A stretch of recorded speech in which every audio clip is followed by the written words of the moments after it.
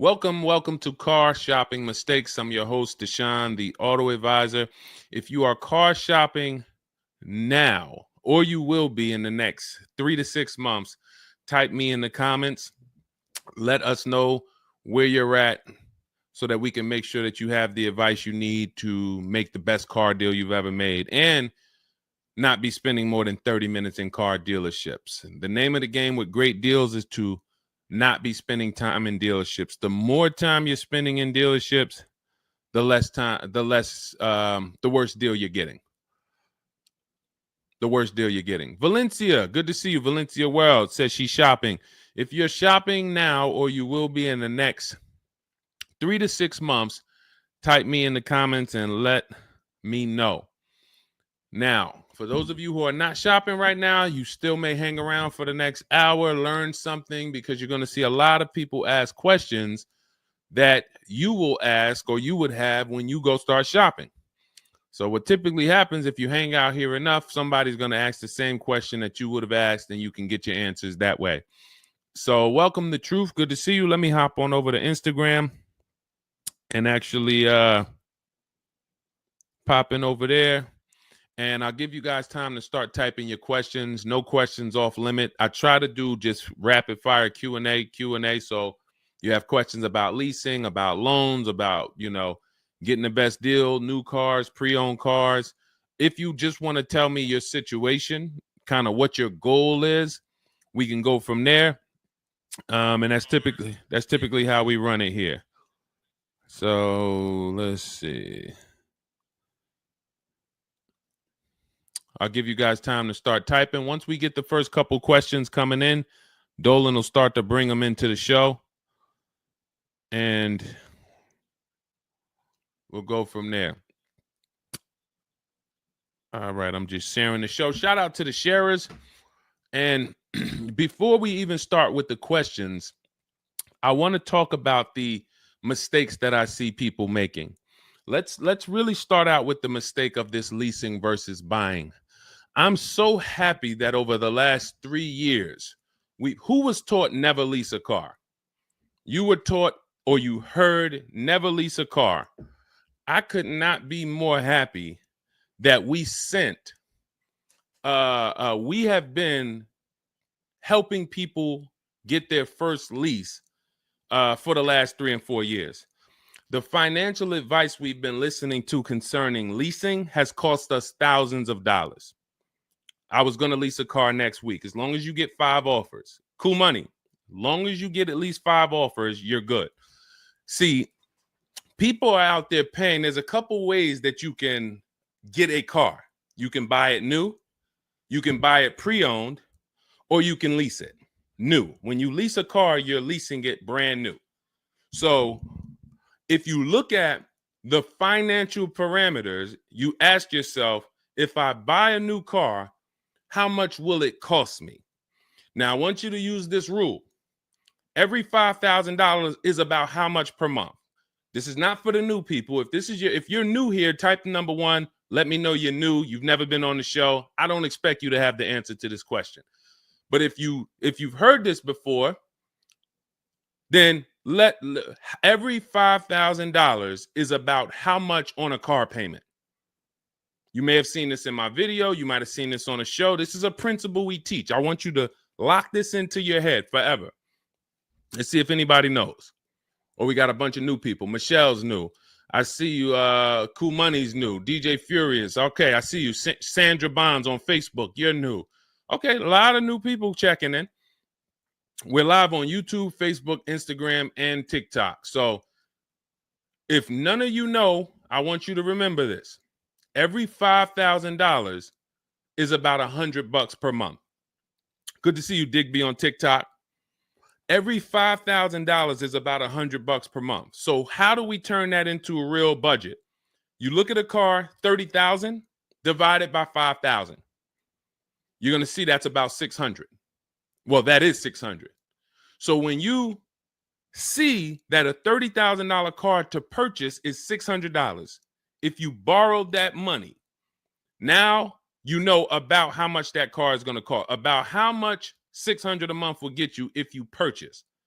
Now, if you lease, $600 a month, depending on the lease deal, could get you a $50,000 car.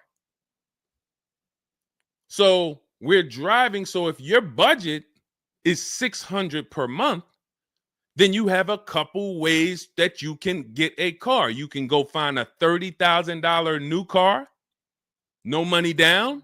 You're at about $600 on a 5-year loan. You can go find a $30,000 used car. You're about $600 on a 5-year loan. Now, for $30,000 used car, maybe it was like $45 when it was new. You get it for $30. Or you can get a $50,000, depending on the lease deal, brand new car that you lease. So let's drive this home. You have people pulling up in cars. They're all paying $600 a month.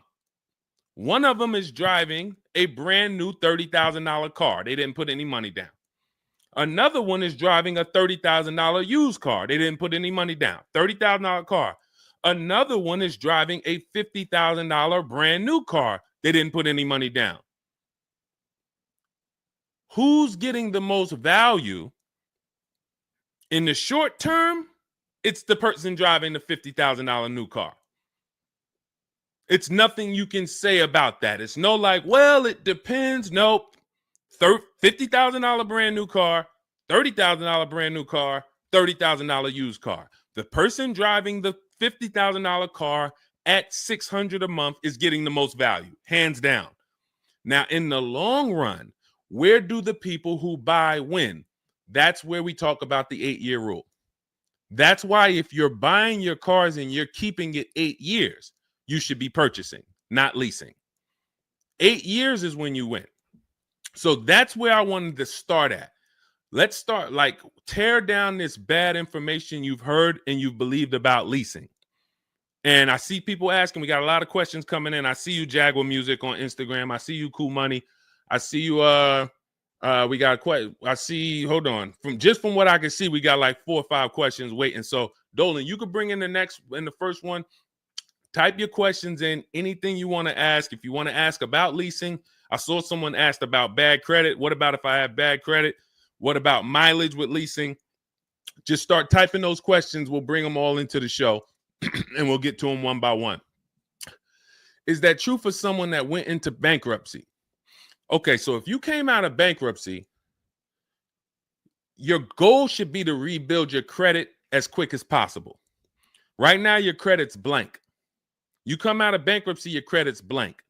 You have nothing there, and that's a good thing and a bad thing. It's easy for you to build. I've seen people come out of a bankruptcy and literally they have a 700 score in 1 year. They're going to go get credit cards. Just like if you're 18. If you're 18, you go get credit cards, you don't use them. Pay $15 gas, or you don't have a car yet. You pay $15, $20 a month for something, pay it off. You're going to have a 700 credit score. The more you don't use your credit, the more credit they give you. So when they see that you have the credit, $500 credit card, $1,000 credit card, you're not using it, credit score is high because your utilization is low. So that's what you should be doing. You cannot come out of a bankruptcy, just wipe your credit, and then go into the dealership and be like, okay, now I can get a car. You have no credit history. So the first goal should be, let me rebuild my credit as quick as possible, and you can do this quick. You can do this quick. Follow Shonda Martin. Some of you know Shonda Martin. She's on pretty much every platform we're on right now, and she's Road to 750 plus.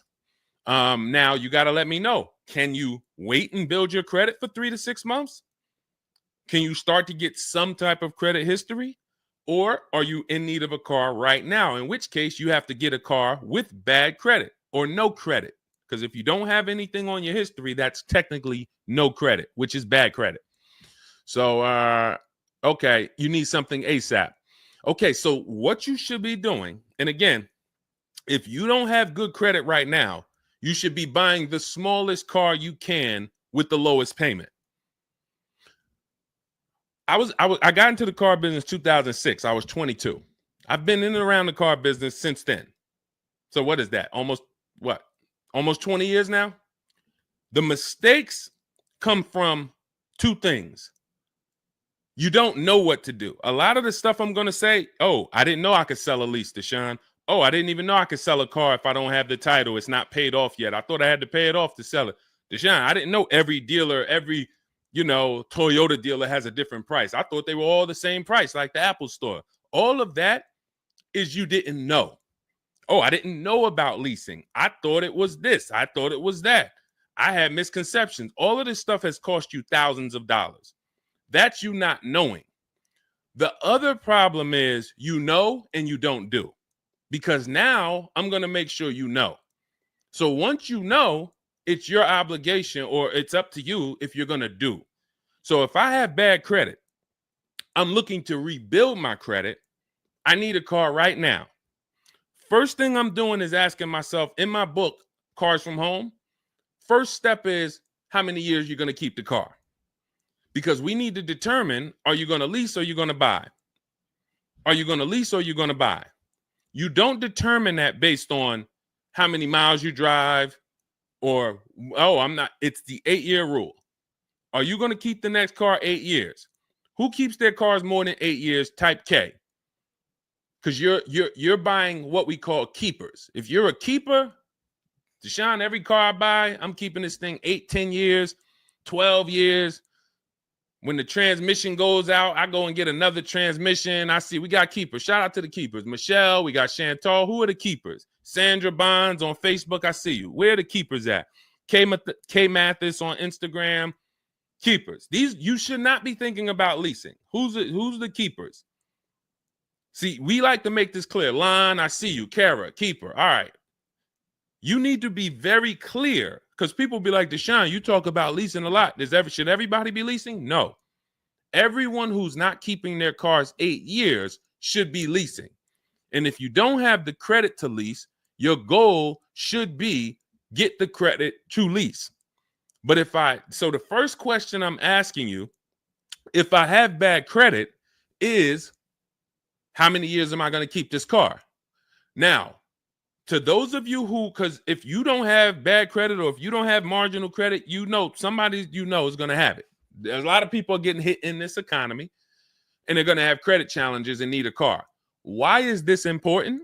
Because let's just say I don't have good credit, but I'm a keeper. That means I'm not thinking about leasing. I'm looking to get a car that I can keep for 8 to 10 years or more, and I don't really have good credit right now. No problem, because the goal is find the best car for the best price, and then I'm going to get a loan, and I'm going to pay more for that loan because my credit is bad. I still need to get a great price on the car. We got to talk about that. Separating the price of the car from the loan. Some of you are savvy and you understand this, and some of you just mix these things together. But when it comes to getting a high interest rate because I have bad credit, as long as I get a good car, once my credit is better, what can I do with that loan?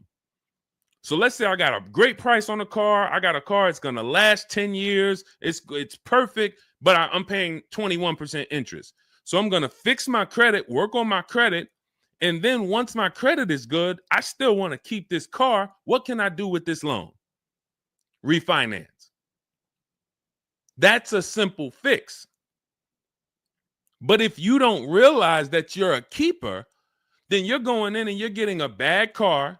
6 months, a year down the road, 2 years, the car's having problems because you didn't take it seriously that you needed a long-term car. So not only did you mess up the plan because the car is going to start having problems, now I got to see, do I want to fix the car, or do I want to, I got to make the payment, now my payment's due, but then the car's having problems. All of this can be prevented. And you need to know up front what your goal is. But if your goal is to lease, Deshone, I'm not keeping cars 8 years and I don't have good credit, you should be buying the smallest inexpensive car you can that you can get a loan on. $10,000 car, go drive it for 2 years, make your payments, and then switch into a lease. If you're driving a car, if you're buying a car to keep, then you can go and get a nice car, get the most car you can afford comfortably. You're going to have a high interest rate, and then you refinance that car when you actually get, your credit up. So this is all in my book. My digital book, Cars from Home, breaks all of this down step by step. Whether you have good credit, bad credit, how to know when to lease, how to know when to buy, new car, used car, you drive a lot of miles. I have plans in there for everybody. It's a digital book. It's 5-star rated. Thank you to everybody who went to Goodreads and reviewed the book. You can get a copy of the book. It's normally $97. You can get it as part of my launch offer for 75% off. That's $24. It's for 2 hours. So as long as you get there, go to my TikTok bio, my Instagram bio, the YouTube comments or the Facebook comments, click that link, and you'll see $24 for 2 hours. Once that, as long as you get it before that, you got it for $24 instead of $97. And you can have everything step by step. So you're not worried about, I'm trying to remember all of this. You can watch the replay on YouTube too. But all of this is everything I'm teaching is part of a plan. It's not me winging it. This all comes out of my book. All right, go ahead, Dolan. Bring the next one up. Keep typing your questions. I know we got a lot of questions coming in from all 4 platforms, so Dolan will bring them into the show. Just keep on typing. What is considered marginal credit? Now, this is going to depend on what you're trying to achieve. I like to see all right, who's a homeowner? If you're a homeowner, type me. Now, if you had marginal credit before you bought your home, your realtor or your mortgage person probably told you, go work on your credit and then get your credit to this to get a mortgage. A lot of people do that. They go and they work on their credit, and once their credit is a 640 or 620 or 660 or whatever it is to qualify for the mortgage, they go and get their mortgage. That's how it should be with a car. You want to get yourself, if you have the time, you want to get yourself to about that 660 mark. That 660 mark puts you, and I'm talking, do not use Credit Karma. Do not use Credit Karma. The amount of people who used to come into the dealership we run their credit, it's low 6s, 609, 590. And then they call me back, a couple months down the road. Oh, Deshone, yeah, my credit's better. And then we come in and they're like, yeah, I think it's up to about a 660, 680 now. And then we pull it and it's a 620, 630. And that's Credit Karma. Do not put yourself in a position where you're listening to Credit Karma. Pay. You can go to Google and you can type in, get my FICO scores. You want your FICO scores direct from the credit bureau. If you don't subscribe to a thing that gives you it before you go and make a purchase, you want to know what your FICO score is, not what a Credit Karma score is. But if you have the time, you want to try to get your FICO scores all above the 660, 670 mark. That's going to be in that good category. You can qualify for a lot of leases. Now, if you're in the 650, I want you to think about this. I have something I teach called credit and when it comes to profiles, leasing and credit. It's easier to get a loan to buy a car than it is many times to qualify for a lease. If you got a low 600 credit score, a lot of people will approve you. They're just going to approve you at a higher rate, higher interest rate. With a lease, it can work similar. But sometimes where you're in that low 620, 630, it's very tough to get approved. They're not going to take that much risk, but you may have a strong profile. So when you go into this, it's not black and white, guys. It's not like you can say, if my credit score is this, I'm done. What if your credit score is this, but you have a car payment already you've paid on time? When I worked for Mercedes, I worked for Mercedes for 5 years. We'd have people whose whole life was falling apart, but they never missed a payment on their Mercedes, and they get approved all the time. Everything else is falling apart, behind on the home. But if Mercedes sees you pay them, you got approved. So what I say is a current car. That's why those of you, if you're building to get a lease, if you're building to get a better car, pay that car on time that you have now. Because the best thing you can do is have a history of on-time payments on your car. That means a lot to a bank versus missing the car or putting the payments on the back because you thought that somebody told you could do that and it wouldn't affect your credit. A lot of people learn the hard way. Oh, I thought when I put the payment on the back, it didn't show as late. It does. So we again, I'm here to tell you everything from the inside. I've been helping people for years. We have people all around the country. You know, we'll bring a lot of them into the show. Marguerite, Brian, you know, a lot of the people who write in, Sheree. But we have this. I'm telling you from the inside, not from your perspective. I'm not like the public, and it's like, oh, this guy this guy must have really learned about buying cars because he's teaching. No, I'm from the dealerships. And, you know, if I wasn't doing what I was doing for 10 plus years, that was my job in dealerships, working with people, looking at banks, looking at credit reports, sitting there, seeing people turn down, seeing negative equity. So that's where my solutions for you come from inside. And so I would tell you, try to get to that mid sixes mark. And you'll put yourself out of a manipulation zone. You can qualify for a lot more things. All right, I see you, Michelle. I see you. Kim Randall, good to see you. The Savage Mama checking in. Abdul checking in. Good to see you. Go ahead, Dolan. You can bring up the next one. All right. Shout out to Dad. Y'all running the likes up on TikTok. Thank you so much. Thank you to everybody who's double tapping the screen. We appreciate you. Can you talk about putting money down or not when purchasing a car? So important. Listen, this is a good one. This is a good one. I don't know who asked this question, but this is a good one. Can you talk about putting money down or not when purchasing a car? So here's how you want to make sure your down payment never gets taken if you are purchasing a car. You must separate your monthly payments from the price of the car. You make the mistake sometimes of going in and saying, what's the payments on that car? Who's ever said that? Hit the like button, type me. You ever said, hey, what's the payments like on that car right there? The reason why we don't do that is because you're actually mixing two transactions when you do that. Thank you for being honest. Shout out to the people who are being honest. You're mixing two transactions. You're looking at the price of the car and you're looking at the loan details, which equate to your monthly payment. See, if you pay cash for cars, then you understand you don't care about the payments. You go in, you're trying to find out the out the door price. What is my out the door price from the car for this car? If you're doing it our way, you're doing this from home. Bunch of dealers submitting offers to you. They're out the door offers for this car to your email, bidding war. We'll talk more about that in a little bit. That's the cars from home way. But once you get the out the door price, you then say, all right, that car that I want, $32,000, including all my tax, all my fees, $32,000. I pull up my auto loan calculator. How much is $32,000 on a car payment? Well, 5 years might be around $620 a month. 6 years might be around $550 a month. Okay. Do I want my payment to be that high? If I could afford that payment, do I want my payment to be that high?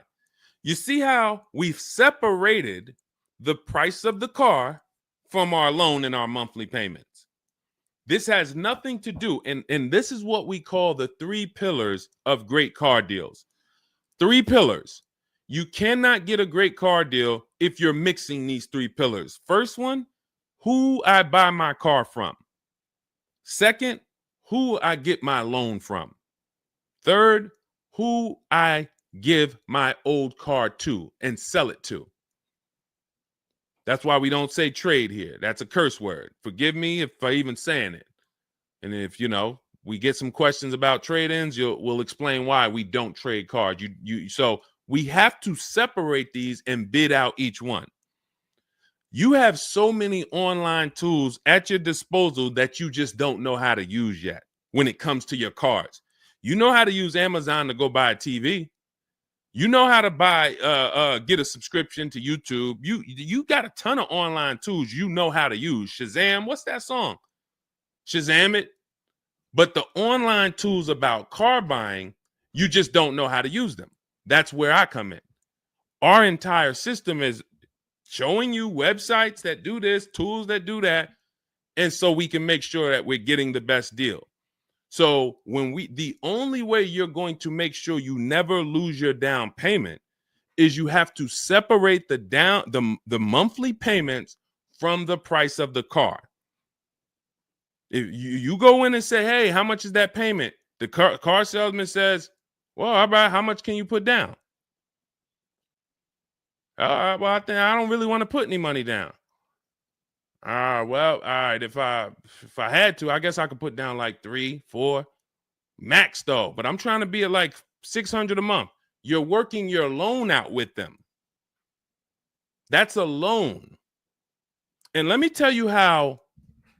Let me show you why you can know you shouldn't be mixing these transactions. There's big money in all of them. There's a ton of people who want to sell you a car. There's a ton of people who want to give you a loan. They don't sell cars. Let me say that one again. There's a ton of people who want to give you a loan. They don't sell cars. They want to compete for your loan. That should tell you there's a lot of money in the loan business. Then there's a ton of people who want to buy your car from you. Your car you have now. You're the one you're like, well, I just normally go trade the car in. Well, how many offers are you getting when you trade the car in? Well, I usually just get the one from whatever the dealer says he's going to pay for me. Okay. So there's a ton of people who want to buy that car from you. They don't care about selling you a car, and they don't care about giving you a loan. So when you buy a car from a dealer and you give them your old car on trade-in and you get your loan from them, you just gave them 3 transactions. You did 3 transactions with them in one. Do you see why it's impossible for you to get a great deal doing that? Type $signs if that makes sense. Who's locked in? Because I know sometimes we only got a couple people that be watching. Some people, man, you're cooking dinner and you're like, I hear you, Deshone. You're not gonna save $5,000, $10,000 like my students, and you're cooking dinner and you're just trying to listen in on the side. Look, you're not gonna get this. Look, person got a Kia $439 a month, $35,000 car. Look, save probably $6,000 off the car. Melissa, $12,000 that she got from Carvana. Let me just read something from people who are locked in, so you can, maybe this will inspire you to get locked in. All right, this is Melissa. 4 days of leasing like a boss. That's our system we follow for getting our leases. Started with a Kia Telluride as first choice. Quotes for 36 months, 15,000 miles a year. Ranged from 642 to 653. Went to a Honda Pilot. Ended up getting quotes as choice B from 616 to 713 after contacting every dealer in North Carolina. She did this from home, right from home. She got after contacting every dealer, the dealer I ended up leasing from originally quoted me 719, came back at 616 in 3 days with 0 due at signing. This is on a, where's her car at? I can't see. Hold on, 616. Oh, that one wasn't clear. All right, here, let me read this one. Thanks so much for these resources. I read the entire book last night. Already been underway trying to put my deal together. What a great book. I have my quotes together, and now I'm ready to take the next step with the calculator. Big fan of your channel and the resources. However, when we shop for 12,000 miles per year, do we adjust to 15,000? So these are people who are taking action on a plan. So when you see the plan, there's going to be different results. If you're out here winging your car process, oh, I hope I did this. Oh, shoot, I thought I watched the Instagram video. They told me don't say that. I shouldn't have told them I had a down payment. You're not going to get it. You're not going to save $5,000 or $10,000 on your car payment, on your car transaction accidentally. You don't just slip into that. So lock in and grab this lesson now. I need to separate my transactions. Who I buy my car from is one transaction. I'm going to bid it out. I'm going to give a bunch of people an opportunity to sell me this car. If I'm looking at a used Toyota Camry, I want to see every Toyota Camry within 150 miles, and I'm going to narrow it down, and I'm going to pick the best one, independent of my loan. My loan is a whole nother story, because when I shop for my loan, I'm going to do the bank bidding war where I can have multiple people. I don't even want to mention that without telling you about it, because it's like, whoa, what's the bank bidding war, Deshone? Okay, so you can have multiple banks and credit unions compete for your interest rate in a small period of time, and it's going to weigh on your credit score like one hard inquiry. Like one hard inquiry. Mamba Mentality, I love the name. I love the name. Why can't I do a super chat? I don't know. Yinka, good to see you on Facebook. IB Johnson. On one hard inquiry. So let's just say, and so when you get your loan, how do we know that 5.2% interest rate was the best? How do you know that the 7.1 interest rate was the best if you have no other offers? And what we've been used to is we're just going to go with our bank. We're going to go with our credit union. We're going to go with the dealer's bank. Why? We're going to make these people compete. And when you do this, when you do it this way, you can have people compete in a short period of time and get multiple offers on your loan without it affecting your credit score. But it has to be done in a small window of time. Now, if you Google it, rate shopping, it'll say between 14 days and 45 days. You do it our way, it's going to take you 48 hours. And you don't do this until after you find your car. After you find your car is when you do a hard inquiry. You let these banks and credit unions compete for your loan. And again, you notice I've already found my car. I already got the best price on that car right there at ABC Motors. I got that thing on hold. Don't pick up the car the same day. As much as they're going to ask you, hey, you want to take it home today? You want to take it home today? No. If I take it home today, when do I have time to go shop my interest rates? I'm not taking it home today, but let me get my buyer's order with my numbers on it. Let me go home and let me actually do my shopping for my loan and my interest from home. And then if you can actually beat that rate, it's a competition. But because you didn't know that you could let multiple banks do this in a short period of time, you're only going to your bank. You coming back with a 6.49. Well, I guess that's good. What if somebody could get you a 5.49? Do you know how much a difference between a 5.49 and a 6.49 is on a loan?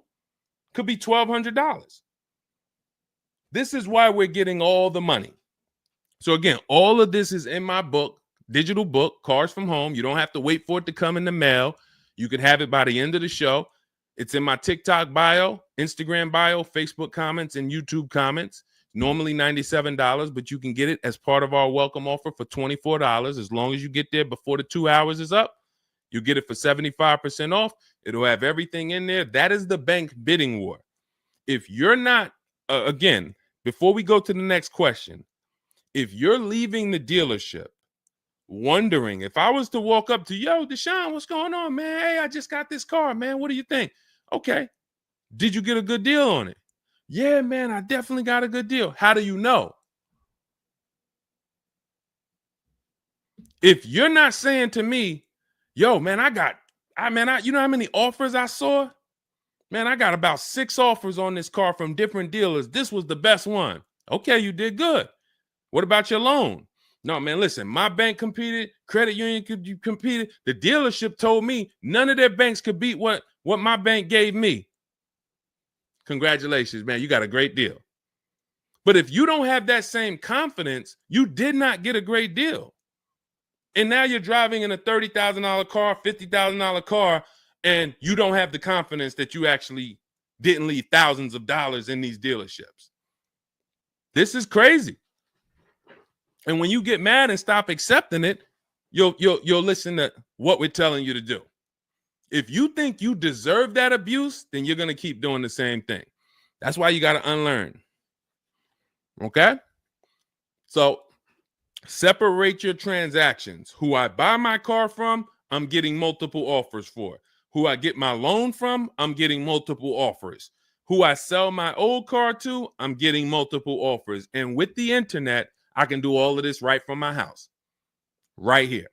All right. That's the Cars from Home way. Let's go, Dolan. All right. Keep typing your questions. I see you, Mamba Mentality. I see Mamba Mentality got a lot of questions. Samante Love, good to see you. Jay Bass, good to see you. Yep, Jay Bass. Separate transactions. Exactly. D So Chill on TikTok, good to see you. Lisa on TikTok, good to see you. Hector Ruiz, thank you, Hector Ruiz. Shout out to the sharers. Shout out to the sharers. I always got to take time to shout out the sharers. We can't do this without you. All right, how can I schedule a consultation with you? Also, does it make sense to lease a pre-owned vehicle? So let me answer the bigger part of the question first. Most leases are going to be brand new. There's only been a few manufacturers that have tried to do a pre-owned lease program. Lexus tried it. BMW's tried it. And there's certain brands that can technically lease a used car. The reason why I don't like it is because it's not enough of a wide stream. It's not enough of a mainstream program to create competition. And if you can't create competition, then you don't know if you're getting a good deal. If you walk in to lease a brand new car and you're walking in and again, we don't do this. We never sit down in a dealership. We're there to test drive only. We're never talking numbers. But if you are doing it the old way, you're going to go in and then you're going to get a bad lease deal presented to you. And they'll say, well, I could lease you this 3-year-old one and it'll save you like $150 a month. How do I know that's a good deal? It might be affordable. And sometimes you confuse affordable with a good deal. It's not a good deal because you could afford it. I want to let that sink in. We confuse, you know how many people I watch get a horrible deal, but they go home and they're like, yo, man, they got me to my payment. Bad credit usually. A lot of people with bad credit will brag about yo, man, you got to go see Joe, man. Why do we need to go see Joe? Man, he got me in a car. Nobody else could. All right, let's look at the numbers. Dag, you're paying 24% interest. You know this is an 8-year loan? You know this is an 8-year loan. Oh, nah, I just, listen, man, Joe, you sending all your friends to Joe. Oh, look, and this car has 70,000 miles on it. You paid 28,000 for it? See, because they got you to a payment you could afford. So you thought, good deal. Now, I go into a Bentley dealership right now. Bentley's $300,000. And they say to me, we'll give you this Bentley for $150,000. So they give me somebody offers to give me a $300,000 Bentley for $150,000. 50% off. We're going out of business. Take it. Can I afford it? No. Is it a good deal, though? Is it a good deal? $300,000 Bentley, half price, 150 grand. Many people, you don't have that in your budget to go and bring 150,000 dropping on a car. Now, if you want to do a business thing, go buy it for 150, quickly sell it to another dealer for 220. Okay, that's what we would do. But I'm not talking about that. I'm talking about just you alone. Affordability does not equal deal. A deal is a deal whether I could afford the deal or not. And the only way we know a deal is to actually get multiple offers. There's no other way. So I'm going to continue to say it. There is no other way. I've been in the car business since 2006. There is no other way for you to know you got a deal without comparison shopping. Same way if you walked into a grocery store and there was only one, you walk into the Dorito factory. There's only Doritos everywhere. No other competition. They sell them for $7 a bag. There's no competition. So everybody who's in the Dorito factory is paying $7. But when they go in the supermarket, Doritos competing against Lay's, competing against Wise. Oh, you can't be $7, Dorito. You might have to be $4 this week. You might have to be on sale this week for $2.99. Competition. It's everything else. So a lot of what I'm saying to you will click when you realize that you've been programmed to buy cars in a way that you don't buy anything else up. You don't buy anything else that way. Everything else you buy in your life is competition. People competing. Everything else only with cars, we look at one offer. So that's why when you come home, start to look at the whole market, you're going to love this. You're going to be like, man, I don't know how I didn't start doing this before. What I'm teaching is not, the whole cars from home system is not rocket science. We just use the internet to create competition. That's how we get crazy deals. That's how you see Alex graduated, was able to get a new lease for my partner, sold his old car to Carvana, bid that out. Notice he didn't trade it. He didn't say I traded in my car. I sold my old lease to Carvana, old 3,500. He got 14. That was his highest bid.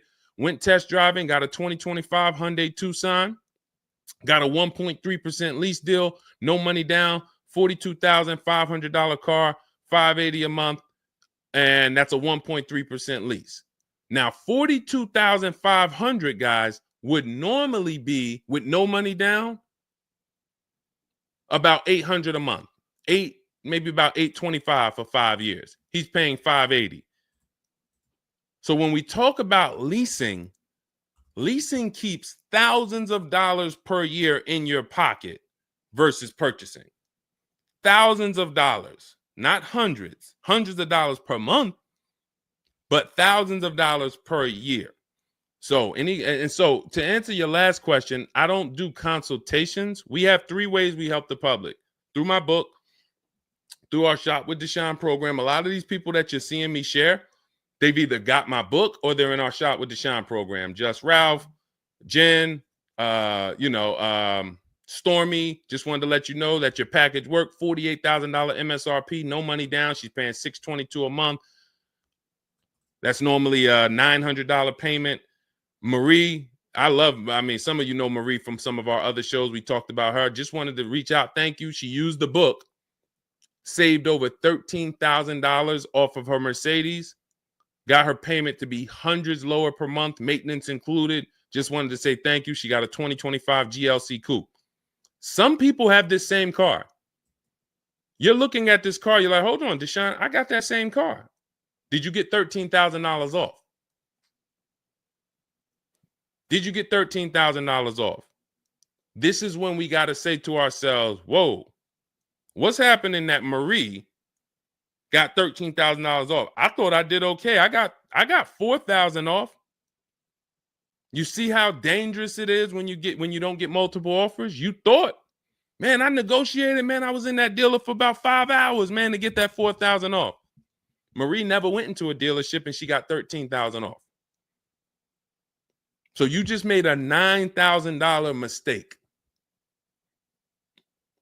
So you could either change your behavior, go grab my digital book, Cars from Home, learn the same thing, use the same strategy step by step that Marie just used, and you could eliminate you making these types of mistakes, or you can continue to do what the car business wants you to do. So in my digital book, you have everything. That's why it's called 7 Steps to Saving Time, Money, and Avoiding Dealerships. It's in my TikTok bio, my Instagram bio, YouTube comments, Facebook comments. You can get 75% off for the next 2 hours. So you won't pay the normal $97. You get it for $24 if you get there before the welcome offer expires. And that's a digital book. It'll be in your inbox by the time we end the show. You'll have all these strategies to use for you, your family, your spouse, your kids, to make sure every transaction you're winning. You're leaving no money on the table. All right. So yes, I don't do, and you'll see in our Cars from Home toolkit in my bio, we do have a program where we shop for people around the country. In fact, before we go to the next question, let me show you what you'll be able to do. But in our case, we do this for clients. So you get in where you fit in. I don't tell you, it's like if I put a buffet in front of you, everything gets you full. You get the book, you're there. You come into Shop with Deshone, we do it together. You watch our video checklist. You have coaching calls, we have Zoom calls, we have a private Facebook group. You get to your goal. Or you can, if you qualify, you got to have the credit. You got to be shopping for a new car. You can look into our Done For You program. You can book a call with our team. But here's an example of how big of a margin these offers. I want to show you the difference between some offers here, because some of you don't really see it. Hold on. I got to label these better for our next show. Okay, here's an example. So we can see here for this particular car, the payments range, all of the car itself is $64,000. We're shopping for a Genesis. This particular month on this particular car, the payments range. Y'all ready? We got 6 offers on this car. The payments range from, well, I'm just reading them to you. $973, $899, $1,102, $1,066, $921, $913. Now this is initial payments. Why is there a $200 difference in these initial payments?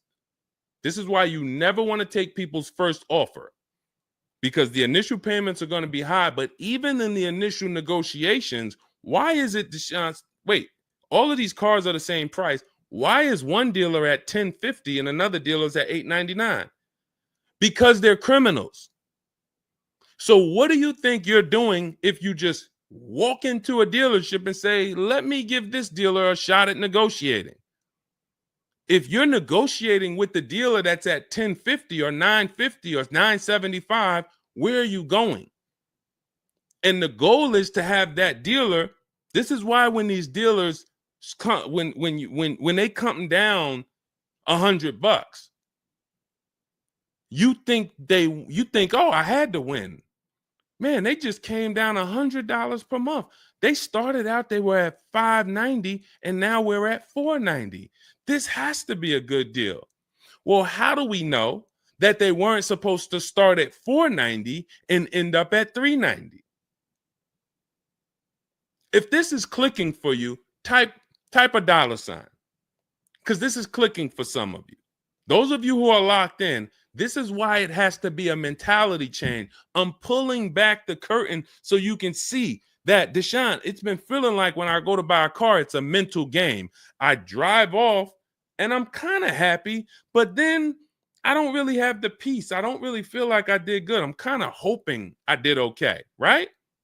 That's you, right? So I'm telling you that your gut has not been lying to you. I see you, P. Honda Fundamental Salon. Good to see you. Got my book. Use it. Use it and win. So your gut is not lying to you.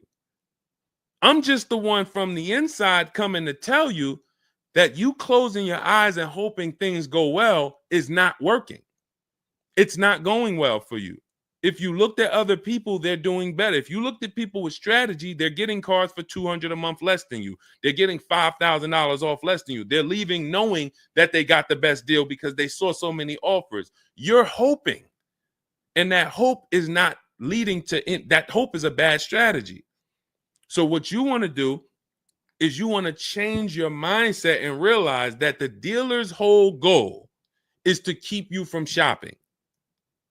If you burn that into your head about the car business, the entire goal of every dealership is to keep me from shopping their competition. And if you know that, then you're not going to go into the dealership. You're going to say, all right, how can I be at home and do this from home? Again, that's all in my book. But even if you want to make calls, there's some people, you've been on to this since 4 years ago, 10 years ago. You're like, Deshone, man, I knew, man, I don't go into those dealerships. I call around, I'm going to get me a bunch of offers. And by the time I get there, that's when I'm picking up my car. You've been on to this truth for a long time. Some of you, I'm not telling anything new. Some of you, you're like, whoa, I didn't know that really. I thought that it was all about going in and just negotiating. No, because 80% of dealers are never going to give you what we call a below market deal because they got too many other people walking in that's willing to pay a higher price. So you have to find the dealer who is going to give you that low payment out of the whole market. That's why this is a bidding war. And when you start to do this, you're going to be like, yo, why does it seem like this is kind of fun now? I kind of enjoy this. Is like a game. And you're the prize. So instead of feeling like you're begging, oh, come on, can you do another $500 off? Come on, man. I'm only asking. Get me from 520 to 499, man. You're begging. So instead of begging, you got people now competing for you. Whole different story. That's what we want. That's the transformation we want for you today. All right, let's go. Dolan, next question. All right, Fundamental Salon, I see you. I see you, Jay Bass. I see you, Randall Pine Straw. You got the number 3 gifted badge. Thank you. Y'all lighting up the lights on TikTok. Thank you so much, Monica 9300, BKS Aggie, Timothy Garces, Drew Saberton reposted the broadcast. Thank you so much. Shout out to everybody sharing this. What about military personnel? What's the question? Just rewrite that question because I don't know. What's the question? I know what about military personnel. I don't know. Are you asking about military rebates? I don't know. So just kind of give me a full question, and then I'll be able to give you a better answer. Hello, I'm planning on purchasing a 2025 Escalade. Any negotiation between the MSRP and the invoice? Of course. Now, if you walk into a dealer and you say something like that, what is the dealer going to say? So let me ask everybody who's watching. We're live on Facebook, TikTok, Instagram, and YouTube. If this person casually walked into the dealer and said, hey, is there any negotiation between the MSRP and the invoice? What do we think a smart dealer is going to say? Not an honest dealer, a smart one. Thank you, Sassy. No. No. And you know what's crazy? They're going to say it in a way that makes you believe it. So if I put my car salesman hat on and I switched it to kind of for myself, this is what it would sound like. Or is there any negotiation between MSRP and invoice? Not really. On these cars, I mean, we don't even have a lot of them. A lot of people are trying to get them now because the tariffs are about to hit. And even though this is an American-made car, some of these parts, they're produced in Mexico. So there's not, we really like to, a lot of dealers are selling them over MSRP. In 10 seconds, I just took you to, whoa, but can I get MSRP though? See, that's why I'm never training you to go in and negotiate with people that negotiate every day, 3 times a day for the last 10 years. You're just not going to be a match. You might negotiate office furniture. Yo, Deshone, I do office furniture. A car salesman couldn't come in and negotiate with you on office furniture. But you can't go into a car sale and negotiate with car salesmen because, again, the psychology, we just know every question to ask, everything to say. It's a mind. And so some people use it for good and some people use it for evil. And so how do we find out what the discount is on the Escalade? We talk to multiple Cadillac dealers.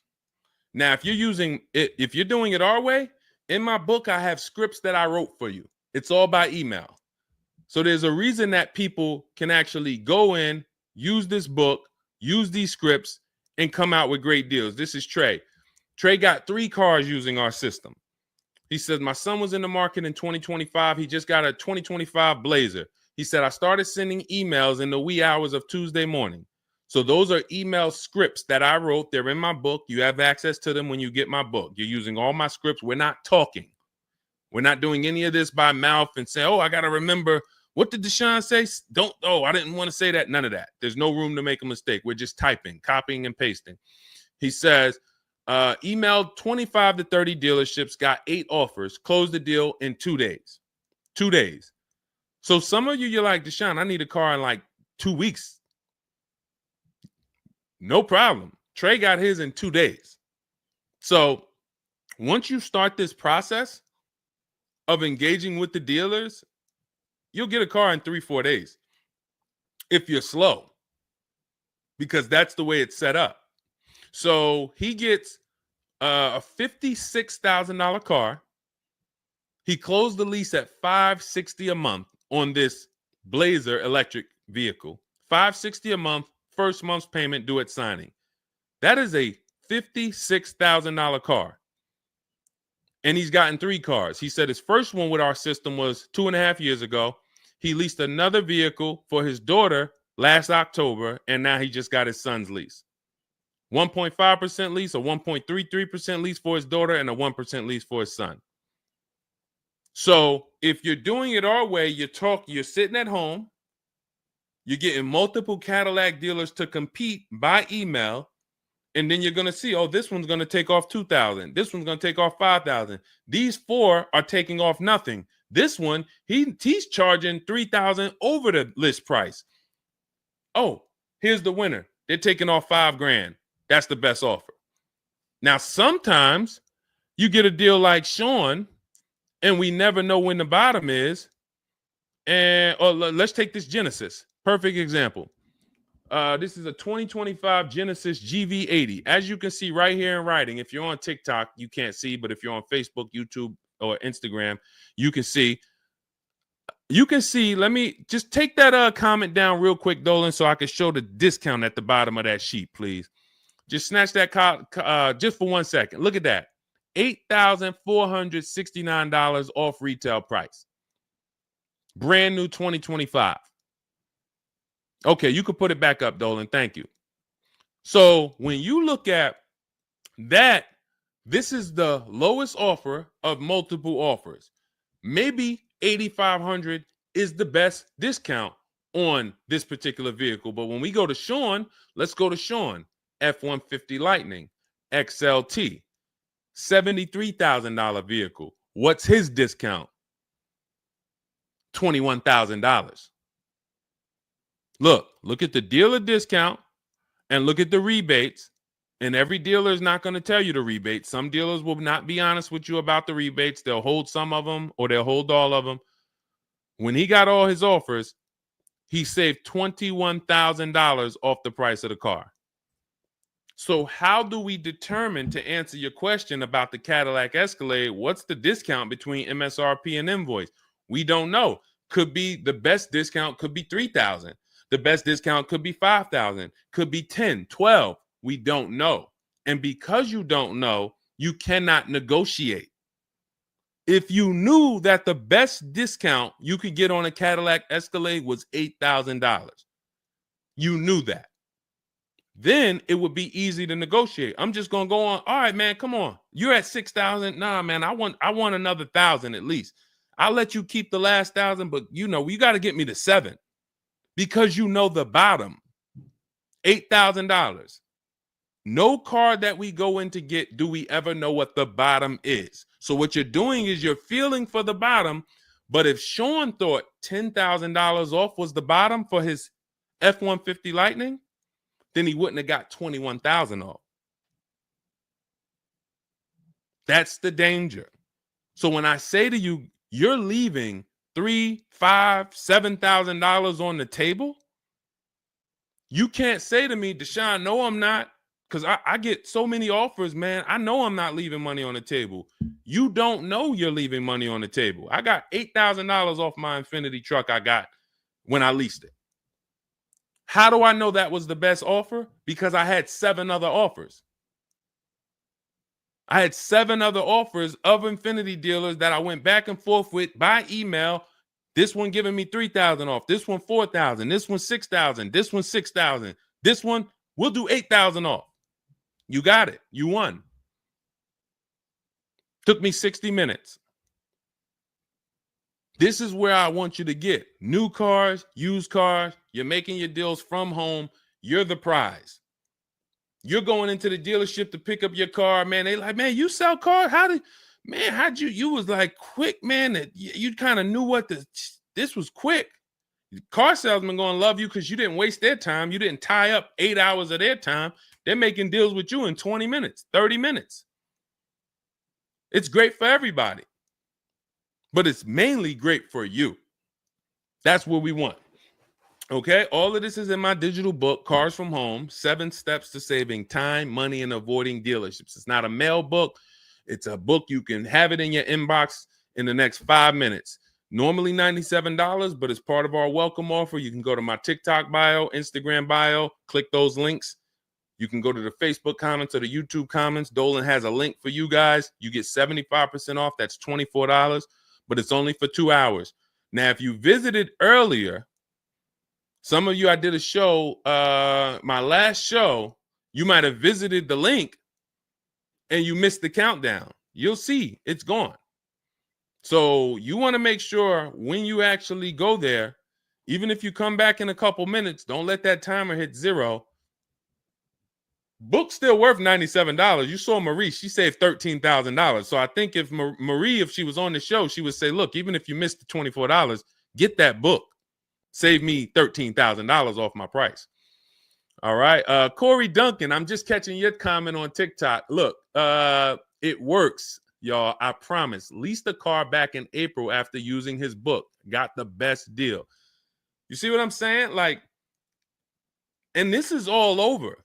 It's too many people for me to pay. When I tell y'all, like, it's too many people. I pride myself on not can Deshone get great deals. Obviously, you guys know if I could sit on here and answer your questions for an hour and a half. Clearly, I've been in the car business since 2006. Clearly, Deshone can get great deals. But can other people?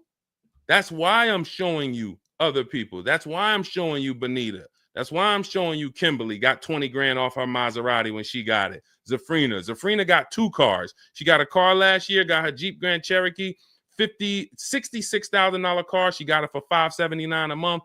And then she just got another car that she posted 2026. Not even a 2025. 2026s. They ain't even out yet. She got a Kia or just came out recently. Kia EV6, $76,000 vehicle. She got it for $742 a month. She leased it. Now let me just do some math for you real quick on how crazy a deal that is that Zafrina got on her second car. The first one's crazy too. They're both crazy. But let me just, here's how we judge a lease. We judge a lease by how much we're paying and how much car we get to drive for that payment. So the reason I created the 1.5% rule is for you to know you're paying too much money for a car you're giving back.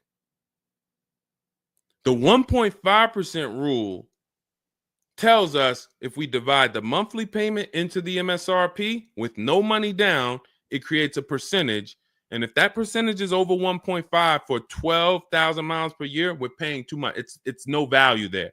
It's a bad value lease. Let's look at Zafrina's deal that she just got. She's paying $742 a month,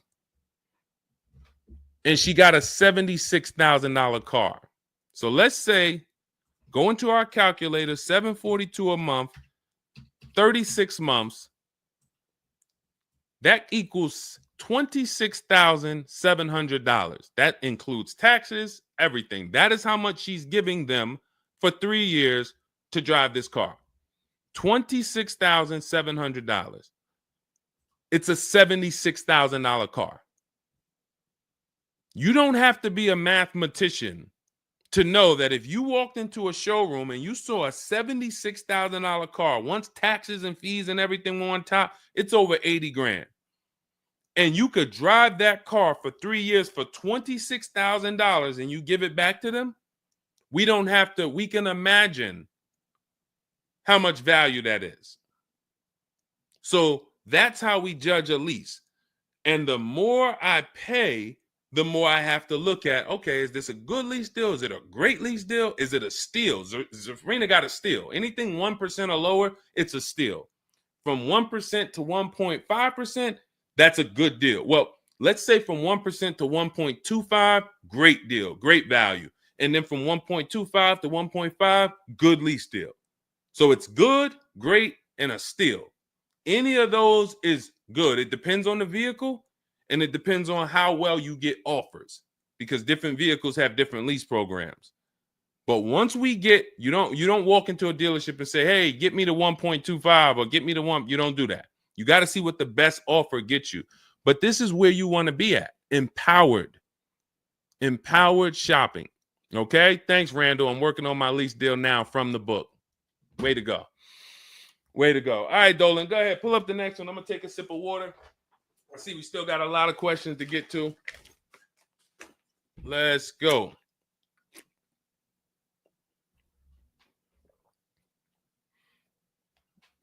Mark is me. Good to see you on Instagram. Checking in. All right. Let's go. Does it matter if you email or call a dealership to find out the best price? All right. No.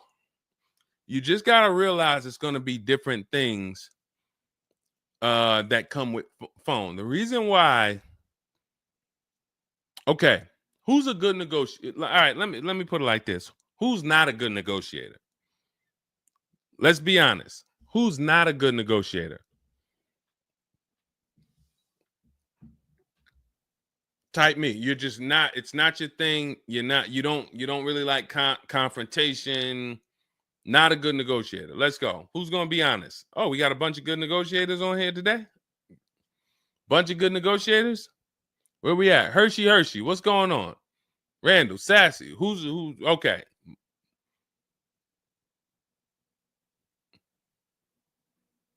Okay.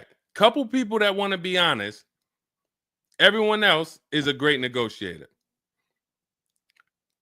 You need that to get on the phone. In order to get on the phone, you need to be a good negotiator. You need to be quick with your words. You need to be, and that's what's going to happen when you're calling to get deals. Now, if you're calling to get deals, you just need to be able to know exactly what information to give and what information not to give. So let's just say you call in and you're trying to get an offer, and somebody says, "Hey, wait, I need your credit." Okay, are you gonna say, "Well, no, actually, the people I've been working with, they haven't been asking for credit. Just assume tier 1," or are you gonna, fumble through that? And if you so this is what you're going to get. That's why I say if you're calling, you could try asking for sales managers. But the reason why email far exceeds getting the offers by phone. Now, look, getting the offers by phone is way better than walking in. But if you get the offers by phone, you still have to you have to try to lock down who the good dealer is, because you're not going to really have anything in writing. And that could be a problem. That could be a problem, because whenever you're going in and you're thinking this, that's why everything we do is from home. Your credit app is done from home. If I'm talking to somebody on the phone and I feel like I done talked to maybe 8 dealers, I got 5 offers, and one guy, Matt over at, that dealership it feel like he's being honest. He's giving me the offer. He told me this is what your payment's going to be. It includes taxes. It includes everything. Or this is what I'll sell you the car for out the door. Okay, I'm doing the credit app online because I want all of that firmed up before I get there. I have a video we're going to put out soon about a dealer who we just experienced this shopping for a client, where the dealer put something in writing. And then when we did the credit app, or the client did the credit app, changed the offer. So when they changed the offer, that means they didn't want to do that offer to begin with. Oh, no, they didn't change the offer. They said the car was sold.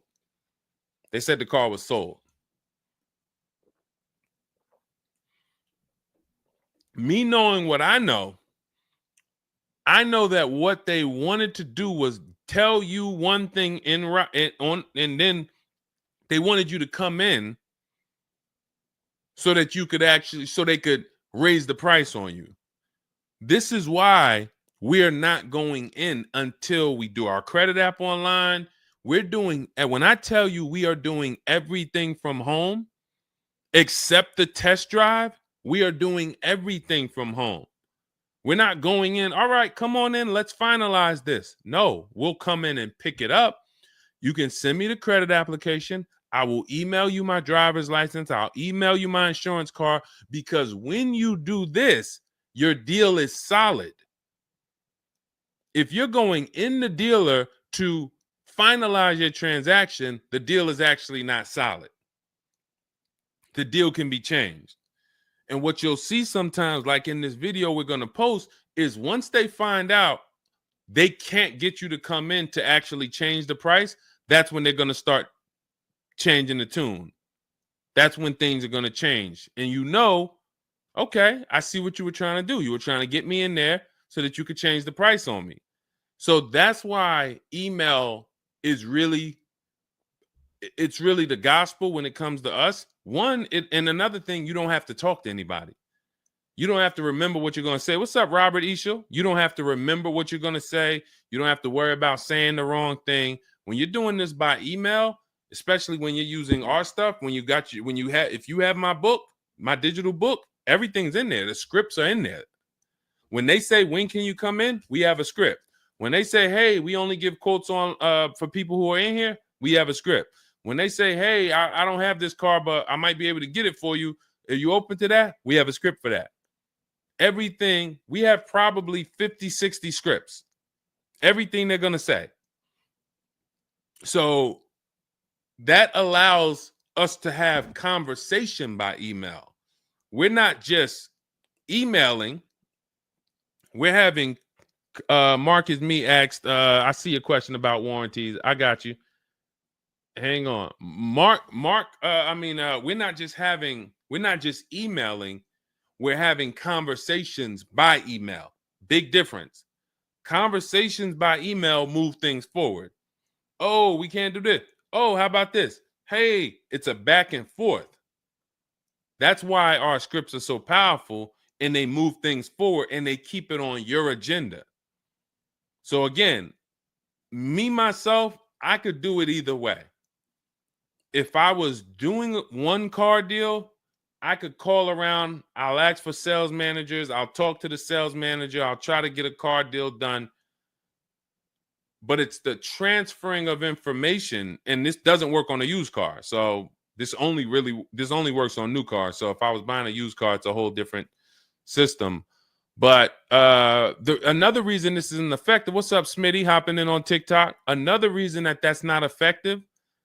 Again, better than you walking in. I'm just being straight up with you. If you told me is that better than me walking in? 100%. Get on the phone. You will do way better on the phone than walking in. But compared to email, you ask me like email or phone, which one's better? Email crushes it because I can have conversations quicker. I have stuff in writing. I don't have to worry about not having something in writing, and I show up and I thought that it was this and then it's that, and then it's nothing I need to remember. Yeah, I think that's enough. I think that's enough. So again, in my book is all the scripts. And without you knowing what to say when they say this, then the conversation is going to move slower and you'll be typing everything manually. What should I say to them? All right, what should I say to this? When they say, "Oh, can I have your full address?" Okay. These are the things that you want to know how to respond to. Okay? All of that is in my book. But again, either way is better than walking into the dealerships. Walking into the dealerships is where you're going to lose. All right, go ahead. Next question. Kevin Carroll, Jamie Rodriguez.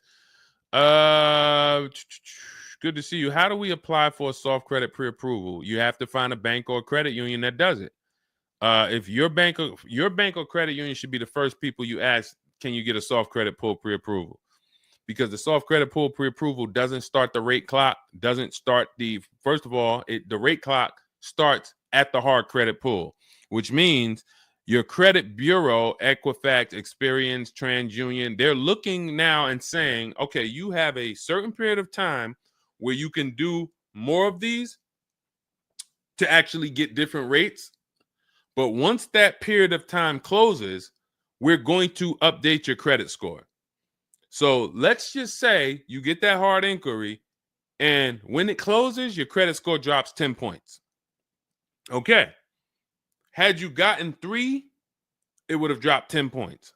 In that window, same 10 points.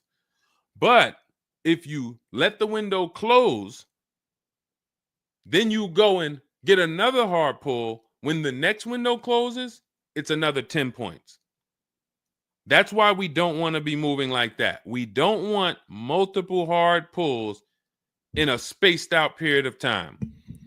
So you want soft credit pull, and if your bank or credit union doesn't do it, go to Google. Go to Google, type in soft credit pull pre-approvals. Find a bank that does it, because all you want to do is put your budget together. This might not be who you get a loan from. It's just for you to put your budget together.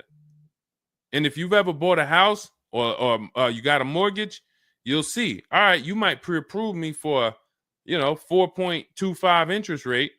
And then once I go to get my loan or my mortgage, it might go to 4.3. It might go to 4.6. It doesn't matter. This is just to budget.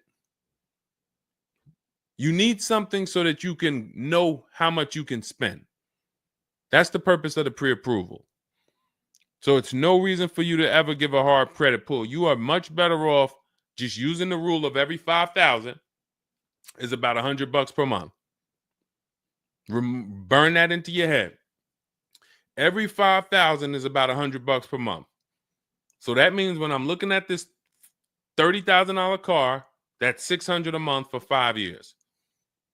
What if I want it to be $500 a month? Then I need to, instead of taking out a loan for $30,000, I need to take out a loan for $25,000, which means I got to put $5,000 down. But if I'm taking out a loan for $30,000, it's going to be about $600 per month on a 5-year loan. You could go to 6 and it'll drop it a little. For 6, it'll drop it another, But if you don't have that rule of 5,000 in your head, you're too off in your budgeting. You need to have some type of anchor to what this car should cost me. If I'm looking at a $50,000 brand new car, I don't want to be able to, give me the $600 a month on that. Wait, Deshone already told me every 5,000 is $100 per month. How am I looking at a $50,000 car and saying get me the 600 on that? Just divide 50,000 by 500. You're gonna see, oh, that's 1,000. This thing costs 1,000 a month on a 5-year loan. Yes. No money down. Yes. This keeps you from getting in trouble. This keeps you from leaving out the dealership with a 9-year loan. You're at your payment, but your loan is for daggone. It's like if you might not know, it's there's 50-year mortgages. Who would take a 50-year mortgage? Anybody? Anybody volunteering for a 50-year mortgage? Any takers? I didn't think so. No. Why? If you went into a house, $500,000 house, and they said your payment is this for 30 years, but if you take a 50-year mortgage, it drops to this. Nobody on here would be like, okay, yeah, give me the 50-year mortgage. They're available because we've learned that 30 years is the longest you would take a mortgage. And that needs to be 72 months with cars. That's why I tell you 72 months should be the longest you ever consider for a car loan. And if you go in with these parameters, nobody can take advantage of you. All right. All right, let's go. We'll wrap in a car. We're almost done. I say let's go. I see we got maybe one or two more questions. We'll see. For lease, I can only go through the dealership finance department. We'll bring that one in next. I see you. I see you on TikTok. Anita, I see you. What's going on? Warranty extensions worth it? Oh, you mean extended warranties? Okay. Are extended warranties worth it? Depends on the car. If you with warranties, you're asking yourself, what's the odds that things are going to break on this car? And then how expensive are they to fix? And this is why when we get cars, we do something in step 4 of my book. There's a 5-minute process we do. It's a Google check where we check reliability. Every car you look at, you should be typing into Google 2025 this reliability. If you're buying a used car, you should be typing in 2023 Kia K5 reliability. And then you skim those articles. Thank you, Renee Cunningham. You skim those articles, and then you see, what are the third parties saying about this car? Are they saying the reliability is less than normal or less than average? There's tons of people who were in love with a car, and then they do this 5-minute exercise and they see owners are reporting electrical issues with the car, software problems with the car. Owners are complaining about the infotainment system in the car. So this is what we call bad DNA. This is not something that when we buy used cars, you'll see in my book and you'll hear me talk about on the show. We screen down used cars with title history, service records, accident history. That's how we make sure it's a quality used car. Title, service records, accident history. But you could put all those things together, and if you got a car with bad DNA, it has electrical problems, none of that will fix it. So, Deshone, I did that whole search you told me, man. I did everything. I narrowed it down. I got a good car. I got the best price. But, man, the car is giving me problems. You skipped step 4. You didn't do that Google search I told you to do, right? No, I didn't, man. I didn't do it, man. I skipped that. That right there, now you got a great deal on a bad car. So the things I'm telling you to do take 5 minutes. Nothing that I have talked about on this stream takes 2 hours or 1 hour or 45 minutes. Shoot, I have my car in 60 minutes. I do the whole process in 60 minutes. So not one thing I have told you takes more than 15 to 20 minutes at a time. So this is a 5-minute exercise concerning this question somebody asks, are extended warranties worth it? So extended warranties cannot fix a car with bad DNA. You want to skip that. So once you find out, okay, I got a car. For example, there's certain Nissans, when you pull them up, you do you're going to type in the year, the make, the model, longevity. Going back to the keepers. Everybody who answered earlier, they're a keeper. You buy your cars, you keep them more than 8 years, type K for keeper. You don't lease. I don't want you thinking about leasing. But if you're keeping, you need to think about warranties. Just like people who lease don't need to think about warranties for the most part, unless they're a high mileage driver, they're getting a high mileage lease, they're not thinking about warranties. So if you're a keeper, you're thinking about warranty, which means you need to look at longevity.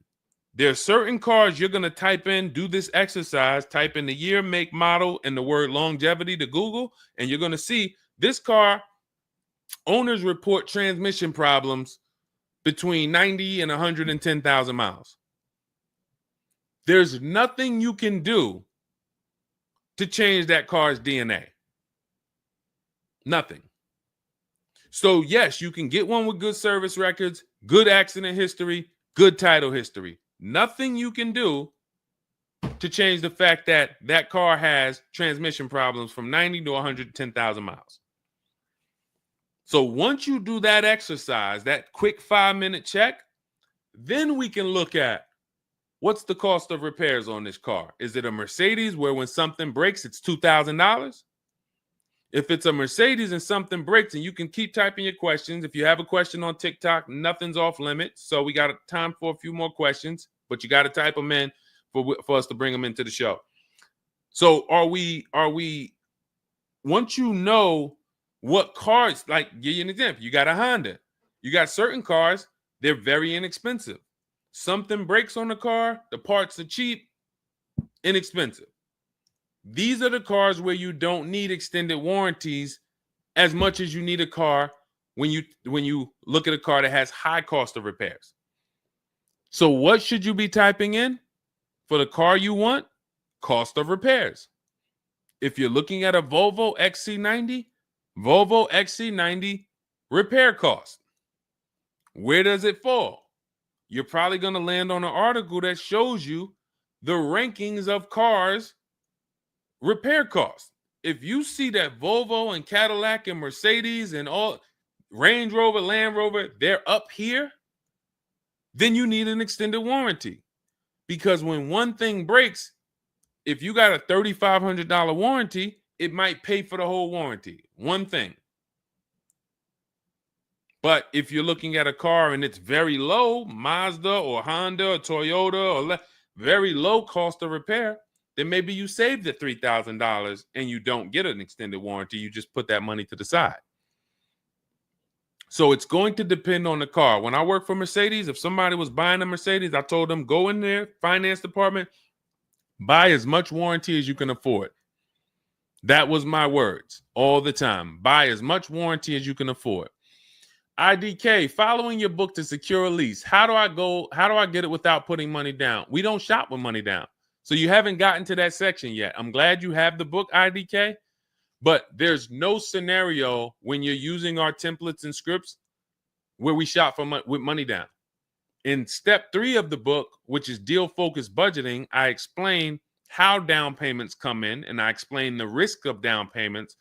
But when we're in step 5, which is reaching out to dealers where we're getting our offers, there's no down payment that ever comes into the conversation. All of our lease offers are with first month's payment due at signing.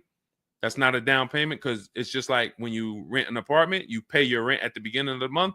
When you lease your car, you pay the payment at the beginning of the month. And that's it. That's not a down payment. That's your first month's payment. But no, all you do is just follow the book. There's no again, and stay on the steps. Here's what I want to drive home when it comes to this book. And I see we had somebody, Linda March, on Instagram. I see you. Grab Linda March's question, please, on Instagram, Dolan. Do not read this like this is some seminar. There's 2 types of people who use the Cars from Home stuff. All of our stuff is made to be like you having a conversation with me. If you jumped on the phone with me and you said, Deshone, this is what I want. What's my first step? I would give it to you and then you go do it. I wouldn't say to you, okay, Linda, you're going to do this. And then once you do that, go and do this. And then once you do that, go and do this and then do that. And then by the time you finish this, you'll see this on this website, and then you'll be ready to pick up your car then. How would that go for you? Carrie Ann, Gifted Hands Cash, good to see you on Facebook. Well, how would that go for you? You would be like overwhelmed, confused, messing up. That's the way it is when you get my digital book, Cars from Home, and you read it straight through. What you're seeing all the steps. The last step 7 is delivery or pickup, and I'm congratulating you. You did it. The step before that, we're going over paperwork in the finance department and extended warranties. You shouldn't be there because you should be going through step 1, checking it off. Deshone told me do this. Step 2, check it off. Step 3, and then once you get to step 7, which is delivery, check, just picked up my car. It's a checklist, not a Bible or a almanac for car research or car studies. That's not what it is. And so I want to let you know that so that you don't come in thinking you're about to learn a lot about cars. In fact, that's how it was when I first started. My first book was called 52 Car Buying Questions Smart People Don't Ask that cost them thousands.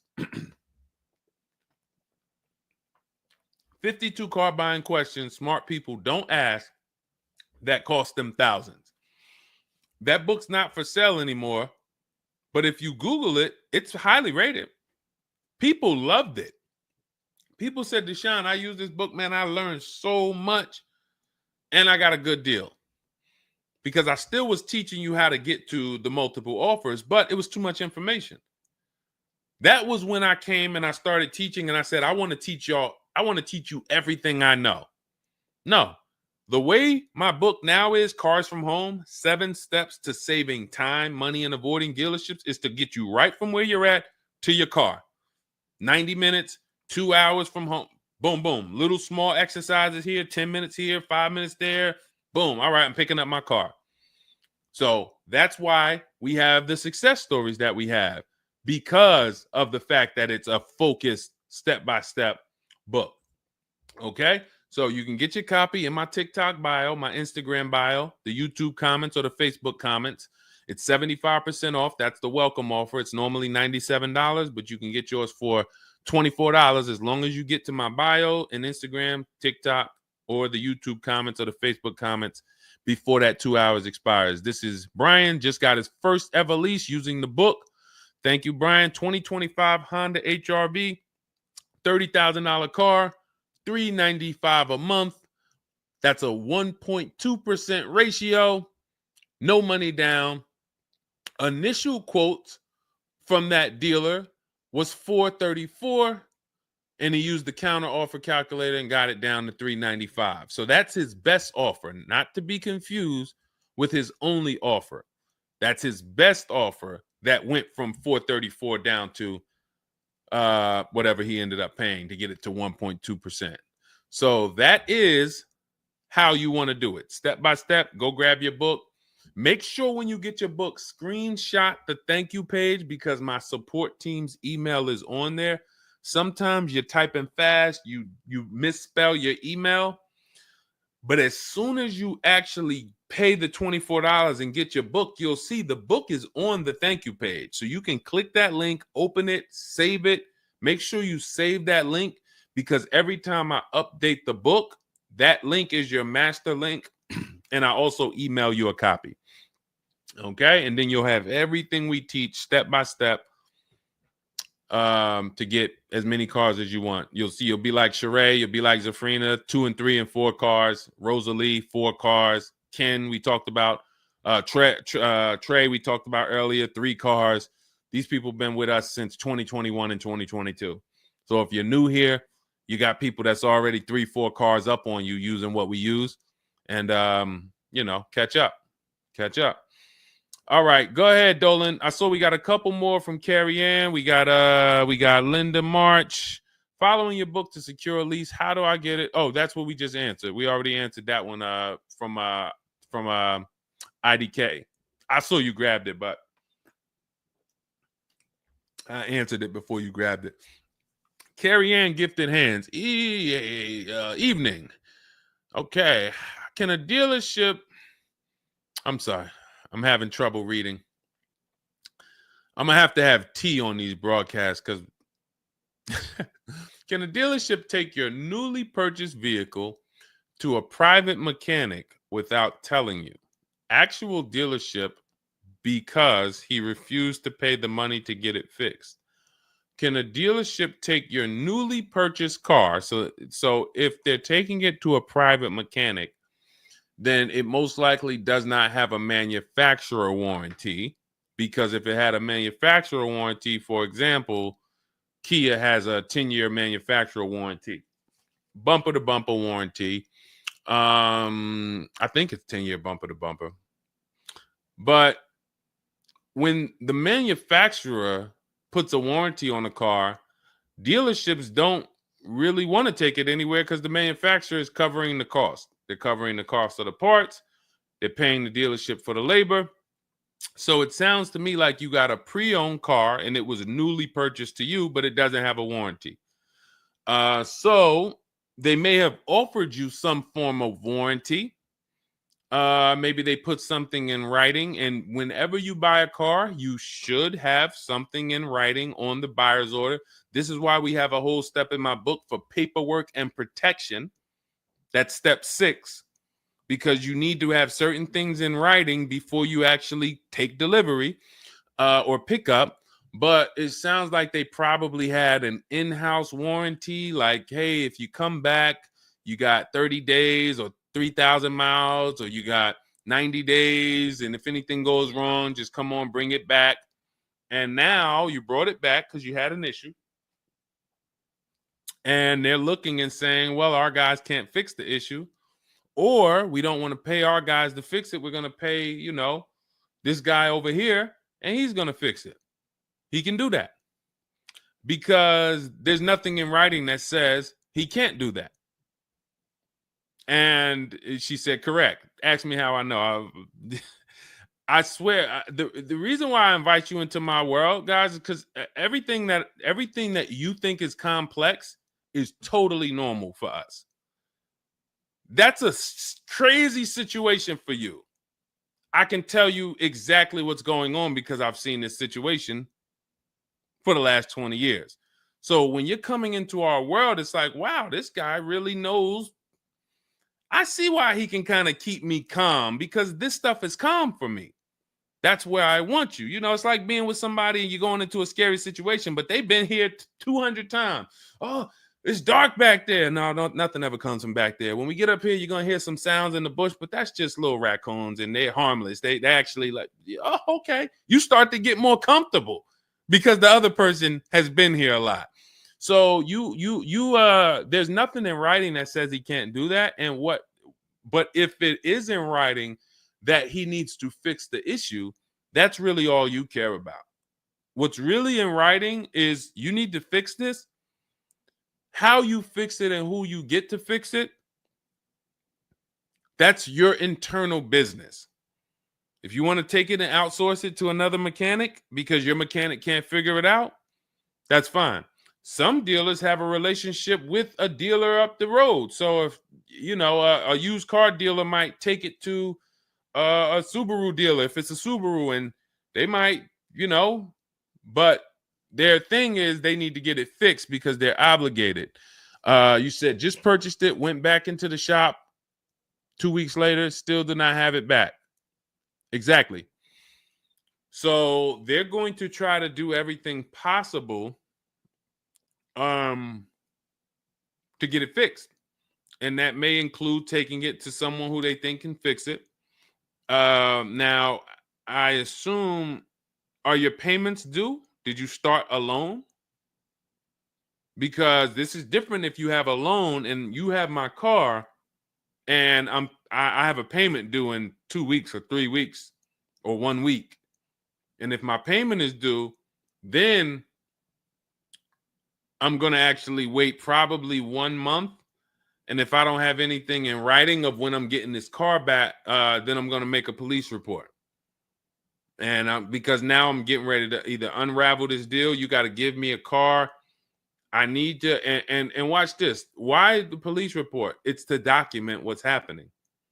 First of all, people don't like to see police pull up to their, it's leased. It's a brand new car.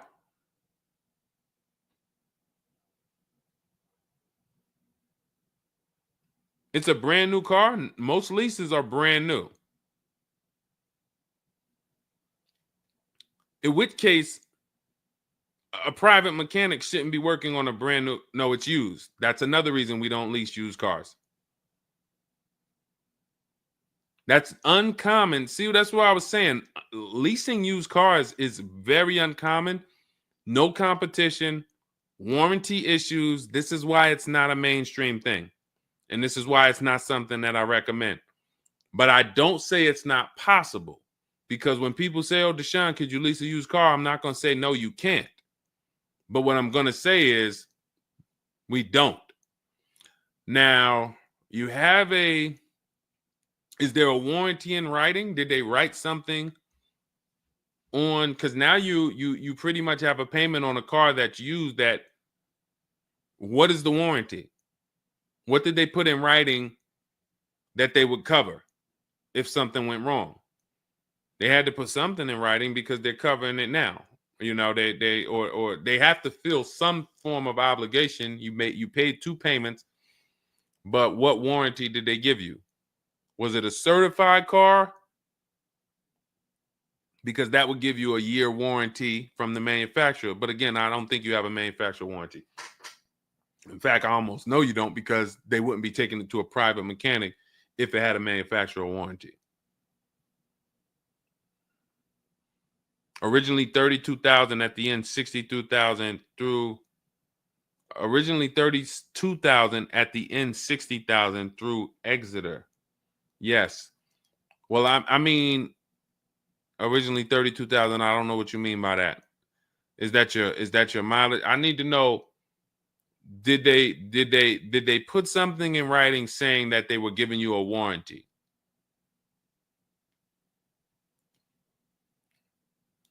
We'll try to work through this, because it's no different than if you bought a car from them.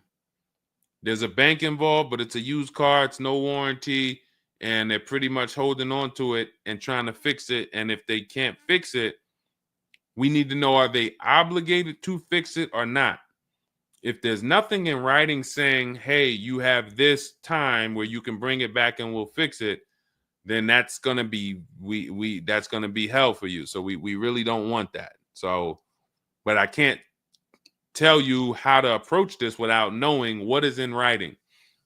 And again, when you get my book, not you, I'm just gonna try to help you through, but I'm talking to you. That's why we have step 6 is paperwork. Because when you're sitting there looking at a bunch of paperwork and they're telling you to sign it, okay, sign this now. All right, this is your motor vehicle stuff. This is your okay, do you want this? What is important and what's not? What is important and what's not important? Out of all of this stuff, there may be 1-2 words on here that I need to know. I need to look at that buyer's order, and I need every used car, every single used car. I need to know what the warranty is when I drive off. Is it as is? That means when I drive off, it's on you. If the axle falls out on the highway 5 miles from here, you just signed an as-is deal. Buyer beware, it's on you. Is it 30 days, 1,000 miles? Who's going to do the work? Is it from the manufacturer? Is it from this dealership? Where can I go and use this at? You got to come back here. Do I have to go? Is this a nationwide warranty? I need to know what is covered on this paperwork so that I don't end up in a situation that we're trying to get out of right now. The warranty is through portfolio protection.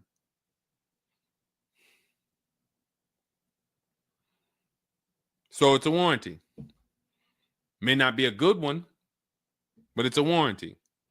So if there's a warranty, that means they're obligated to fix it. And if they're taking too long to fix it,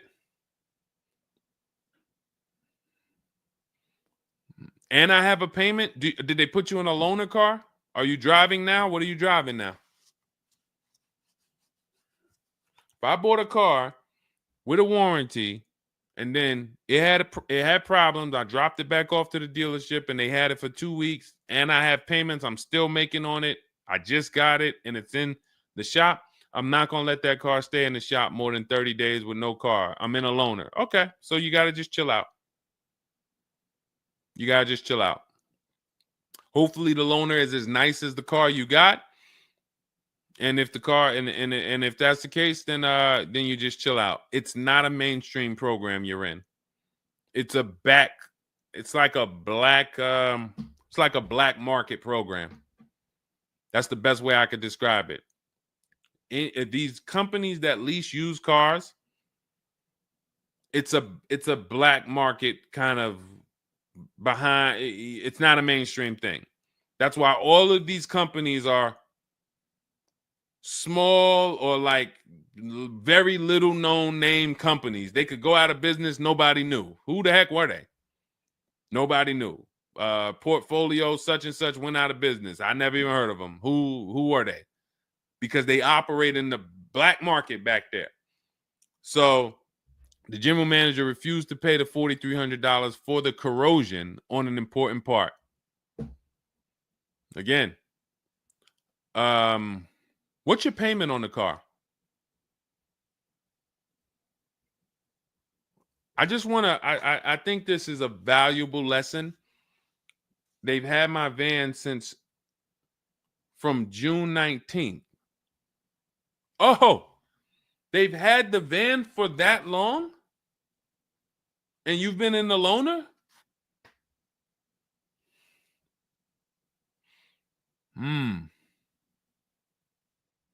Holy crap. All right, what do I do from you? What's your payment on the car?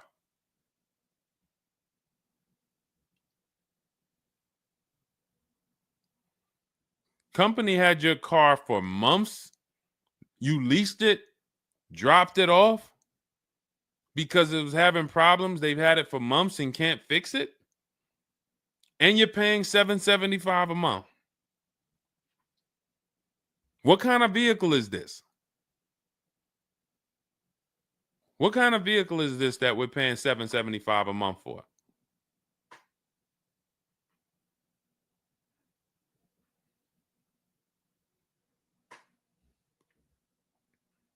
I just want to give you some time to type. I mean, I like to try to give you, I like to try to give you a like, what would I do in this situation? And then you have to realize that you can never put yourself in this situation again. Pacifica, a Chrysler Pacifica. It's just getting worse and worse. $775. Do you know what you could be driving for $775? See, the used car leases. Why the used car leases? They don't even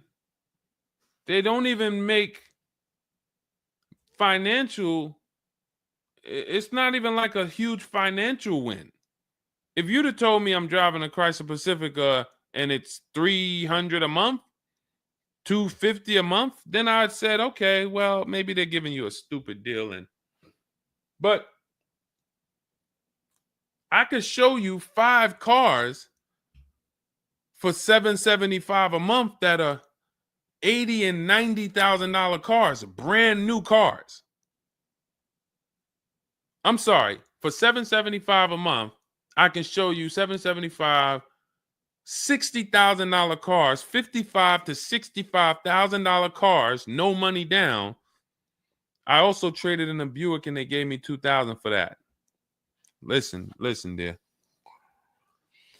All right. They want to keep you in the car. God, how can you get out of this car? Oh man. And just so you know, some situations you can't get out of. So it's not like there's always a way out. There are some situations. That's why the reason why I want you to have my book, 7 Steps, Cars from Home, 5-star rated, Google it. The reason why is because you're not going to, once you sign that paperwork, it's not as easy as you've been taught to just get out of it. If it's a bad deal, if it's an overpayment, you go switch your car, it doesn't mean you got out of that deal. You just got out of that car. You rolled over the negative equity to this deal. Car deals are like, once you sign them, the damage is done. And then it's about, all right, what's the best way to get out where I lose the least amount of money on this deal? But I'm going to lose. Negative equity, it's going to be there. So it's much better to arm yourself beforehand than to say, all right, I'm in this situation now. How do I get out of it? Because some situations can't be gotten out of. People used to walk into the dealership, they got 15,000 of negative equity. Oh man, you can't get me in nothing. Can't get you in nothing. Well, when I put you at this car, you see this car, you like it, right? Yeah, man, I like that. All right, I got you the $450 a month on that car. That's a good payment. Absolutely, man. Come on, I'll take that right now. Okay, now let's bring your $14,000 of negative equity over. Yet $450 a month. That goes up to now $700 a month. Oh man, shoot, man, yeah, nah, that I can't even afford that. But hey, here's the bad part. Even if you could afford it, the bank's not going to approve it. So it doesn't matter if you could afford it because the bank's not going to approve it. So you cannot get out of that car. So that's why you arm yourself now. That's why I'm telling you, before you need a car, before you go sign the paperwork, make sure that you are armed with the right information. So now, if in this particular case, and you have a cosigner, you put a cosigner on here, told us to wait 6 months, and then we can switch owner names and info. Every time I think this can't get worse, you make another comment, and it just gets worse and worse. They called me in yesterday to pick it up, and the same problems were present.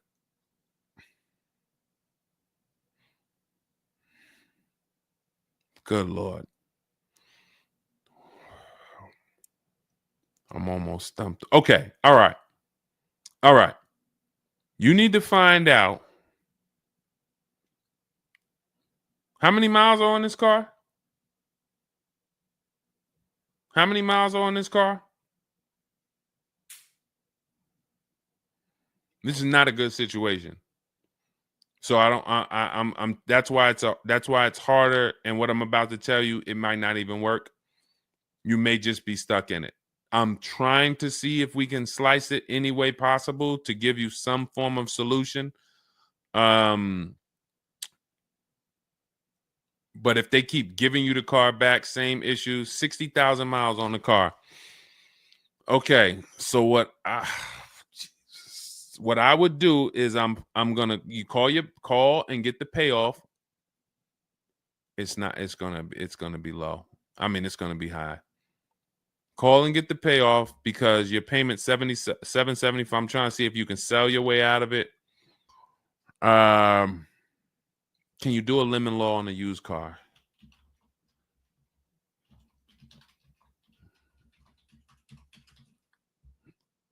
Let's see. Yes, some states have lemon laws that cover used cars, but the specifics vary by state. What state are you in? If they can't fix the same issue, but it's an aftermarket warranty.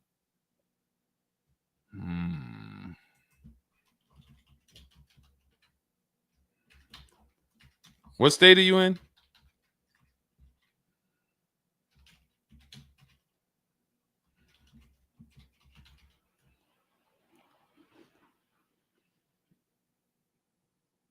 Maryland. Let me see. On a used car, Maryland. In Maryland, the lemon law primarily focuses on new cars or lease cars. Nope, that's not going to work.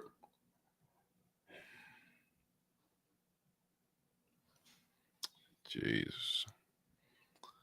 I'm gonna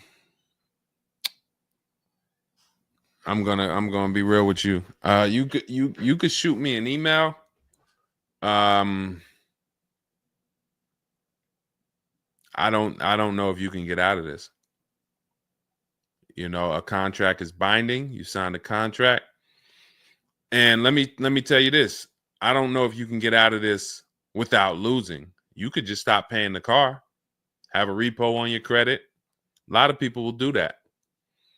I'm going to drop this car off, take your car back, voluntary repo, credits tore up.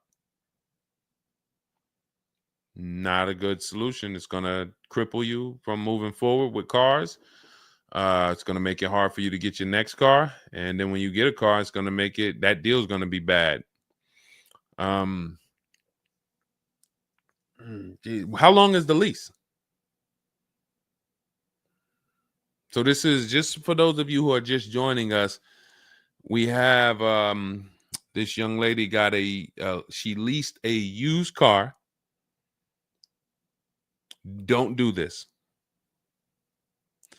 And again, I'd like you to email me. Maybe I'll think of something that will come up as a solution. But you know, I trust you're gonna learn from this. It sucks. It's a horrible situation, and it's evidence of how bad certain bad structures can be. Because and again, I know some of you who've joined me for a long time, you may be used to, well, Deshone has a solution for everything. Not everything. There's times where you are too buried, and the only thing that will heal the wounds is time. That's the only thing.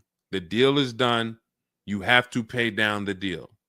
And then in a year, 2 years, you might be able you might be able to make a move. But you have to suck it up, bite the bullet, and we might be able to lean on them to get the car fixed.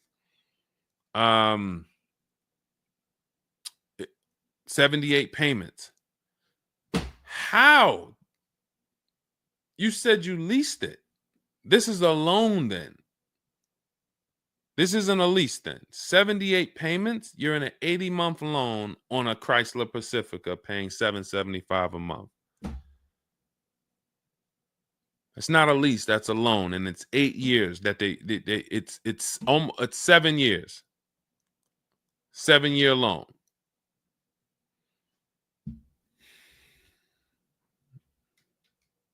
I mean, this is why I do what I do. You know, like, I don't want you thinking, okay, maybe you don't sign, maybe you don't make a mistake that is this serious, but this is cars.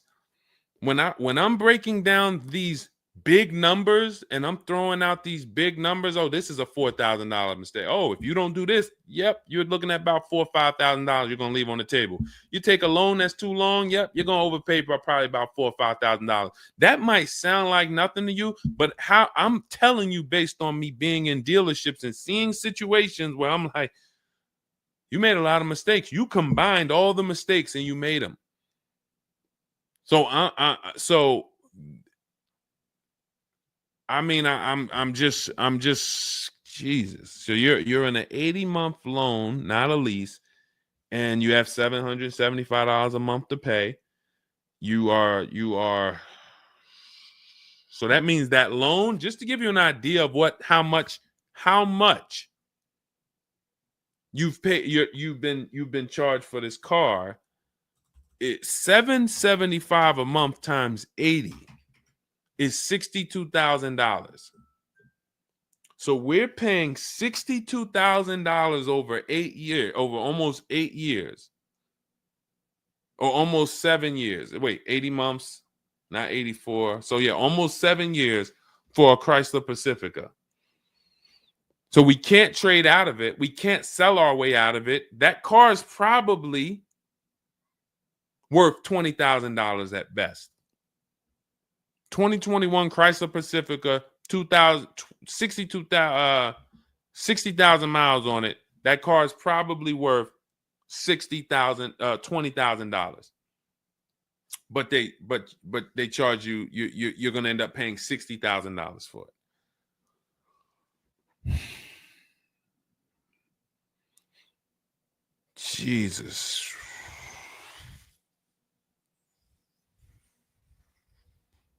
Most people will let the car go.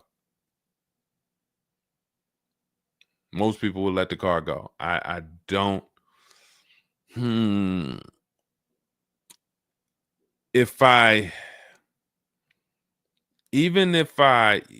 you run your negative equity, that is exactly what it's saying. 62,000. It's exactly what it's saying. $62,400 to be exact, including the $2,000 down payment.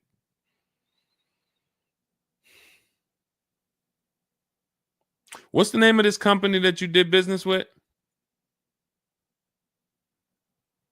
My friend will not let that fly.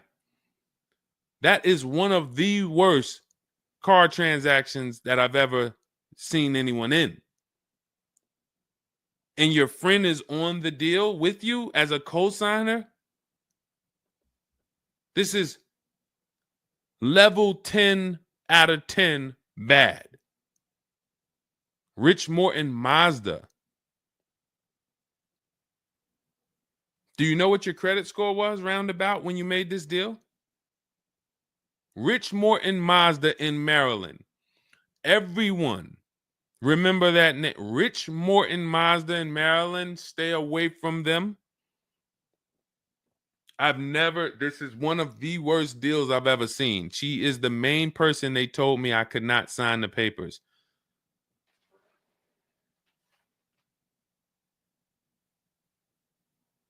Oh.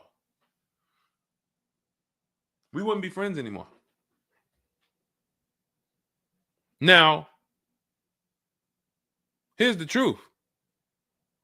Nobody pulled the wool over anybody's eyes. We looked at these numbers. She didn't say to you, wait, these numbers look crazy. I'm not signing them. You're not getting this car. Both of you went in there and signed these deals. So let's I'm not even going to say she's the friend, but nobody's going to say, well, y'all tied me up and held a gun to my head and made me sign those numbers, and y'all didn't even read those numbers to me. So, but, jeez,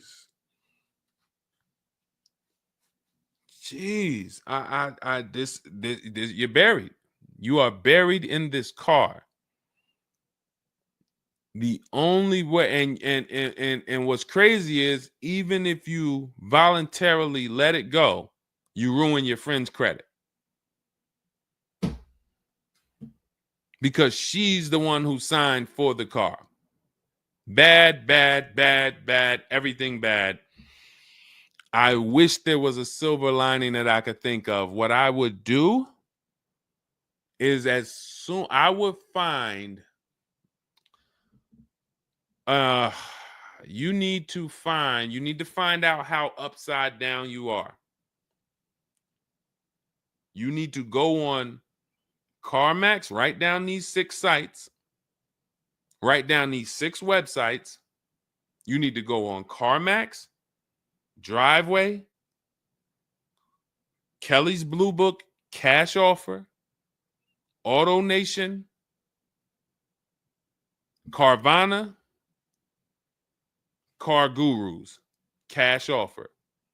And you need to see what that car is worth. Let's say they say the highest offer is $25,000. $25,000. The total of your payments is not what you owe. That's what you would have paid after 7 years. You need to call the bank and you need to get the payoff. That is what you do tomorrow morning. You go on those websites tonight or today. You find out what this Chrysler Pacifica is worth.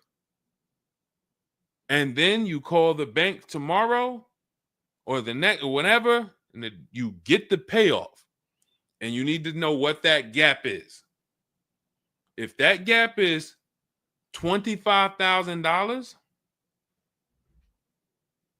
then I am trying to get out of that car, and it might not be this year. It might not be this year, but I need to right now. I would go into an electric car lease where I could get, like, there are certain electric cars, and if I was shopping them, I would choose a bunch of them that were 50. I mean, I got a couple people who've gotten Like Val, she just got her electric vehicle. Some of these electric vehicles people are saving. This is a 1.16, but even going back to Zafrina's first deal, she got an electric car and she probably got like close to 17 grand off the car. Milligan, I always use Milligan because she got one of the biggest discounts ever using what we use. It's an electric car, but she got, where's Milligan? I got to label these better, Dolan. Remind me I got to label these better because I cannot just cycle through these. Sean got 20 grand off. The reason why you need a car that when you shop your deals, you need like $30,000 off the price of the car. And because right now you're paying a high payment and the car is worth nowhere near what you're paying. So as you pay $775 every month, you're paying it towards an asset that is worth nowhere near what you're paying. You also need to find out if you have gap insurance. So I'm going to give you those 2 homework assignments. And then the next time we're live, you jump on the show and you tell us what you did. Those 2 homework. Find out if you have gap insurance. And then you need to get your payoff and go on those websites and get the cash offers and find out what the gap is. Because if the gap is $25,000, then what I'm doing is I'm shopping. If you listen, you get, if before I tell you to get the book so that you can shop a bunch of different electric cars from home, you need to get $25,000 off the price of some electric car. While they still got the rebate, while they still got the incentives, those incentives are going to go away. When do the electric car incentives go away? Let's see. Hold on.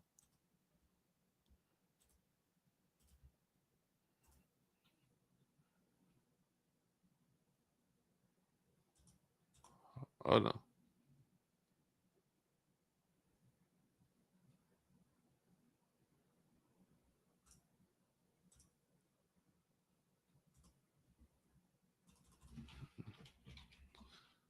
When do EV incentives? I'm going to tell you, you're probably going to see, we're not talking about tax credits. You're probably going to see huge electric vehicle incentives for the extended future because they're still building them and not many people want them right now. So you need to get like $25,000 off the price of some car or more. Like I said, with Milligan, she got she got almost 27,000 off. And then you would roll that over into a new car and you would lease it. And your payment's going to be high, but you're going to be in a good car. So if you lease a car and you end up with after you knock off that 25, 30, $30,000, and I would be just shopping multiple electric vehicle leases using our system. Again, at this point, you're either going to listen to me or you're not. So, I mean, I'm just going to assume you are. And you would just run multiple electric cars through our 25-to-5 system and see, all right, how much could I get off that one? Oh, they're saving me 15 grand. Nah, that's not enough. All right, let me go pick this Kia SUV. All right, how much can I get off that? Oh, 17 grand. Nope, nah, that's not enough. Oh, let me pick this one. Oh, they're giving me 22 off. All right, that's better. Let me see if I switch this car over to that, how much they would give me. And you're trying to get out of that car, but you cannot bring all of that negative equity over unless you already knock down this new car by $20,000 or $25,000 because the bank is not going to approve it. So you need something that you can save that kind of money off of and then come over to a lease and then, all right, forget about lowering your payment right now. You could lower your payment right now. You need to get out of that car into a better car for the same payment or similar payment. You're not lowering your payment. Only way you're going to lower your payment is to get rid of the car, ruin your friend's credit. But once you do that exercise, let me know where the gap is. Next time you see me live, jump on. Hey, Deshone, I did it. The gap is like $22,000, or the gap is $30,000. If the gap's 30, then we got to see what we do there. But the long-term plan is I need to get out of this and I need to get into an electric vehicle that I can lease for 3 years so that I can bury all that negative equity into this car. And what it's going to be is it'll be like, all right, I'll knock 25 grand off the price. Normally my payment would be stupid low, like $250 a month, because I just knocked 25 grand off this. But I'm actually just putting the 25 grand from this Pacifica back on there. So it's still going to be around 700-800, but I'm driving a brand new car. And then once my 3-year lease is up, I can actually be done with this versus being in this for 78 more months. All right. So next time I'm live, jump on and, tell me you did the homework and we can see if we can actually, try to get you to some form or fashion of some type of end. Yeah, I'm not a fan of the electric car. Can't help you. Can't help you. I appreciate you being on here, but you should have not been a fan of this. How are we in a 2020? This is the part where we have to realize you have your friend tied to this car.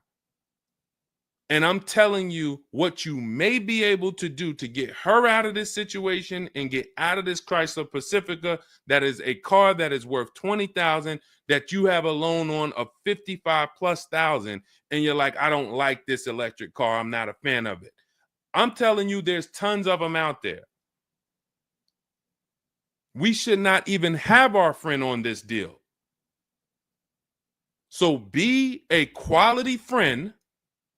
Don't be like the people who will come into the dealership, put their friend on the credit, on the credit. Hey, can you sign for me? I had one girl that would come in and she had her mom on one car, burned her mom, and they had somebody else from the church coming in here to sign for her to get another car because she burned her mother's credit. Didn't care about nobody. Do not be that person. You have someone tied. Your friend was nice enough to be on this horrible, terrible deal with you. Now you need to do something to show her you are trying to get her out of this deal, regardless of how you feel about the car, because you should be feeling terrible about the Chrysler Pacifica that you're in that we have an 80-month loan on. She is the one who put us in this situation and we are trying to go the best route. So how are you in the deal? Does the lease go from the day you got it to the anniversary day? It goes usually 3 years. How are you in the deal? When you're saying your friend is the one that put you in the situation,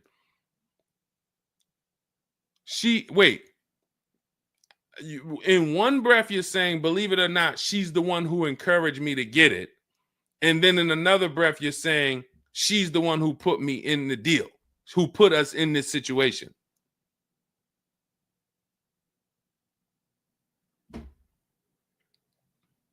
I don't care who put you in the situation. It's a horrible situation. So if you want, that is the only solution, and it may not even work. So let me just be clear. Lots of people on the show that seem to be very interested in your story. This is a very interesting story. There's not many times I had to jump on this show and hear something where I'm like, you're probably not going to end up with another car. You're probably going to be stuck in that car for at least 3 years, paying down the balance because you owe too much on it. And maybe you can lean on them to fix it, but there's no lemon law, so it's not like you can actually put it through a lemon law. So you might just be giving it back to them to fix, giving it back to them to fix. But you're in the loaner and your friend's on the paperwork. So that tells me the car was for you. It wasn't for your friend. So your friend signed for the car knowingly, may have encouraged you to get the car. Yeah, girl, I'll do it. Listen, I want to see you win. Look. Maybe didn't know what she was signing, didn't understand. All right, you're $775 a month. Can you afford that? Okay, yeah, I could afford that. Okay, perfect. All right, I'm going to sign for it. Didn't realize maybe it was for 7 years. and didn't realize that, oh, shoot, you're going to be paying 60 grand for this car, and didn't know, oh, this car is going to be in the shop, but it's your car because you're the one in the loaner. It's not her car. She's not in a loaner. So there's only one potential solution where you could even think about getting out of this car, because no one can get you out of a car that you're $30,000 buried in. There's no bank. You could have a 900 credit score, never missed a payment in your life. No bank is going to approve taking $30,000 from this Chrysler and putting it onto whatever new car you decide you want. You need to get a huge discount off of some car. There's no car that's going to give you $30,000 off or $25,000 off except an electric vehicle. So if I'm telling you something that may not even work, but it's your only route, that's all you got. You want to come up with something else, repo the car, ruin your friend's credit, I got nothing to do with that. My only job is to try to provide and advise a solution to when people tell me, this is my situation, this is my goal. Normally people have 2 or 3 options. You have half an option. Like, you ever play spades? 1 and a possible, 3 and a possible. You have none and a possible. The possible might not walk. But I'm telling you, do this exercise, and then we can see if that possible will walk. If it doesn't, you got no books. You stay in the car, and that's your only option. It's a bad situation. One of the worst I've ever seen.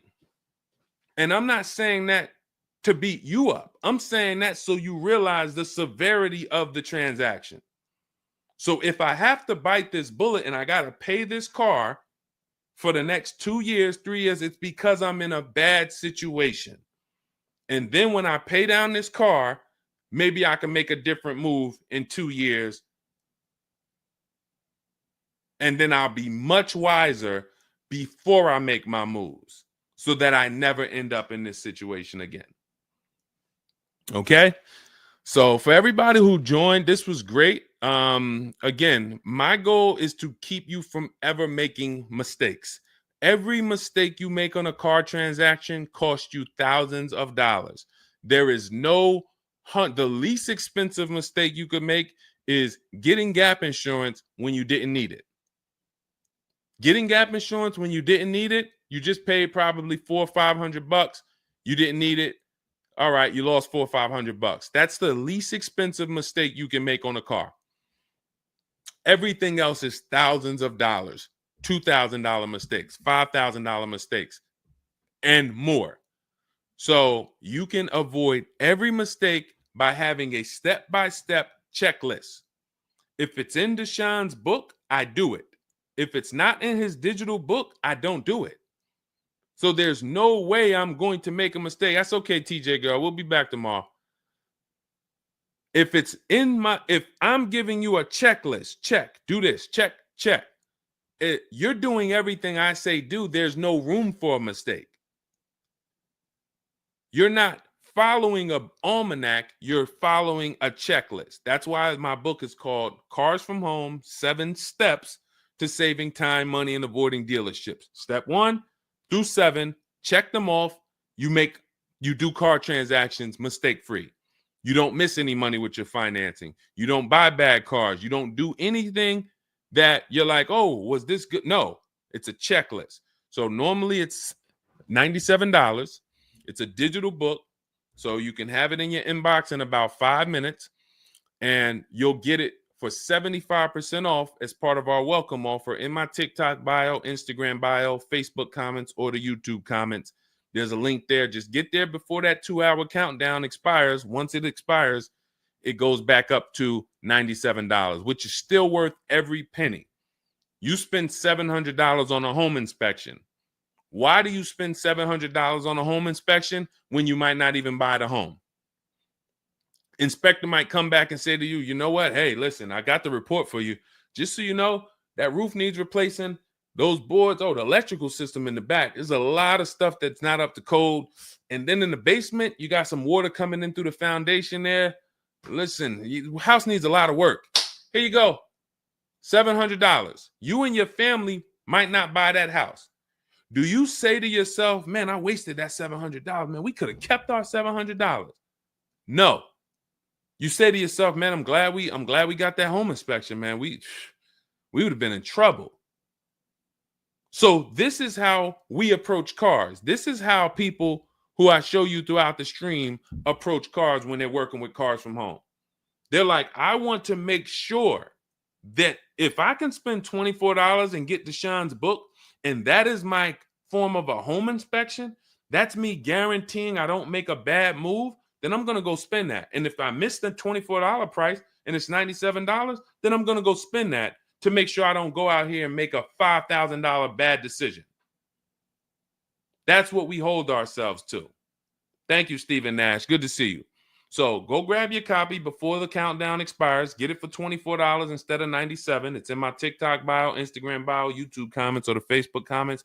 And then use that step-by-step. New cars. Everything is in there for you to shop empowered, mistake-free, for you to be the prize. You deserve to be the prize. There is nothing else that you would spend $10,000 or $50,000 on, or some of you are going to get a $100,000 car. There's nothing else that you would go in spending that money on, and you wouldn't feel like you're the prize. You wouldn't go into the mall to spend $40,000 and say, y'all better get the velvet ropes. If you went into the mall to make a $40,000 decision, you'd be, hey, close this store down. I'm about to spend $40,000. You'd be bringing champagne out. All right, close the velvet ropes. Where's the velvet ropes? Everybody stay outside. This person's about to spend $40,000. But a $40,000 car, you go in and you'll take the mistreatment. You'll leave buyer's remorse. Not anymore. When you make the decision to get your book, follow these steps, you are mistake-free. You'll save all the money. And then when you drive off in your car, you feel like you're the prize. This dealer won my business. That credit union, that bank won my loan. This deal, buyer, Carvana, CarMax, Driveway, they got to buy my old car because they put the best bid up. Everybody won a bid. And that's how I know I won, because everybody competed for my business. I didn't beg none of you for anything. That's how we do. So go get your book. And if you want to get started and you're like, Deshone, you know what? Is there anything I can get started for free? Because I'm just getting to know you. I don't really know you yet. Now I want to see, then go grab my free cheat sheets. Dolan will put a link in the comments for you guys. It's Deshone's cheat sheets. It's also in my TikTok bio, my Instagram bio. And you can see what we give to people who want free advice to get you started. But if you're like, no, give me the blueprint. Give me the bang, bang, step-by-step, start to finish. That's my digital book. Go get it. And carry in gifted hands. Please check back in with us. Let me know when you do that exercise how big that gap is between what the Pacifica is worth and what the cash offers will buy, what will pay for it. And then hopefully you can get to some solution. So I appreciate you sharing the story. I appreciate you being forthcoming, and certainly we'll wait to hear from you. Thank you everybody for joining us. We've been on here for almost 2.5 hours. It was a longer show, but I hope you all got a lot out of it. We talked a lot about all different things. Yeah, that's Denzel on the bookshelf. Absolutely. I got a lot of people on the bookshelf. I got Lucille Ball on the bookshelf. I got Miss Harriet Tubman on the bookshelf. Mr. Marcus Garvey. Who knows who that is?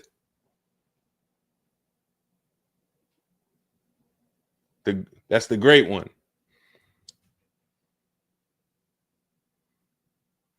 Y'all know what it is. I only have the greats around me. Alexis Chu, you don't know who that was? Who could tell Alexis who that last person was? Man, you better get up on the honeymooners. Yep, that was, yes, TJ girl. Yep, Jackie Gleason. Yep, that is right. The great one. So yeah. So yes, so it was a pleasure. We'll be back. We'll be back for another show. When you see us, jump on, get your questions answered. For those of you who have my book, I want to thank you. Shout out to I saw a couple people say they grabbed their book and they were using they were ready to use it. I would get the paperwork through email, never received it. I need your help. I bought 2 brand new cars. I was told I would get the paperwork by email, never received it. So call the dealership. Call it. You bought 2 brand new cars. You said you would get the paperwork by email. You never received it. Call the dealership and, hey, where's my paperwork? Ask for the finance manager. Where's my paperwork? That's what you do. All right. So, all right. I'll let everybody go. I'm tired. I can't even get myself together. This is, I'm going to jump off and we'll be back. We'll be back for another show. Make sure you get your book in my TikTok bio, Instagram bio, the comments, or the Facebook comments or the YouTube comments. And I'll see y'all on another show. All right. God bless you.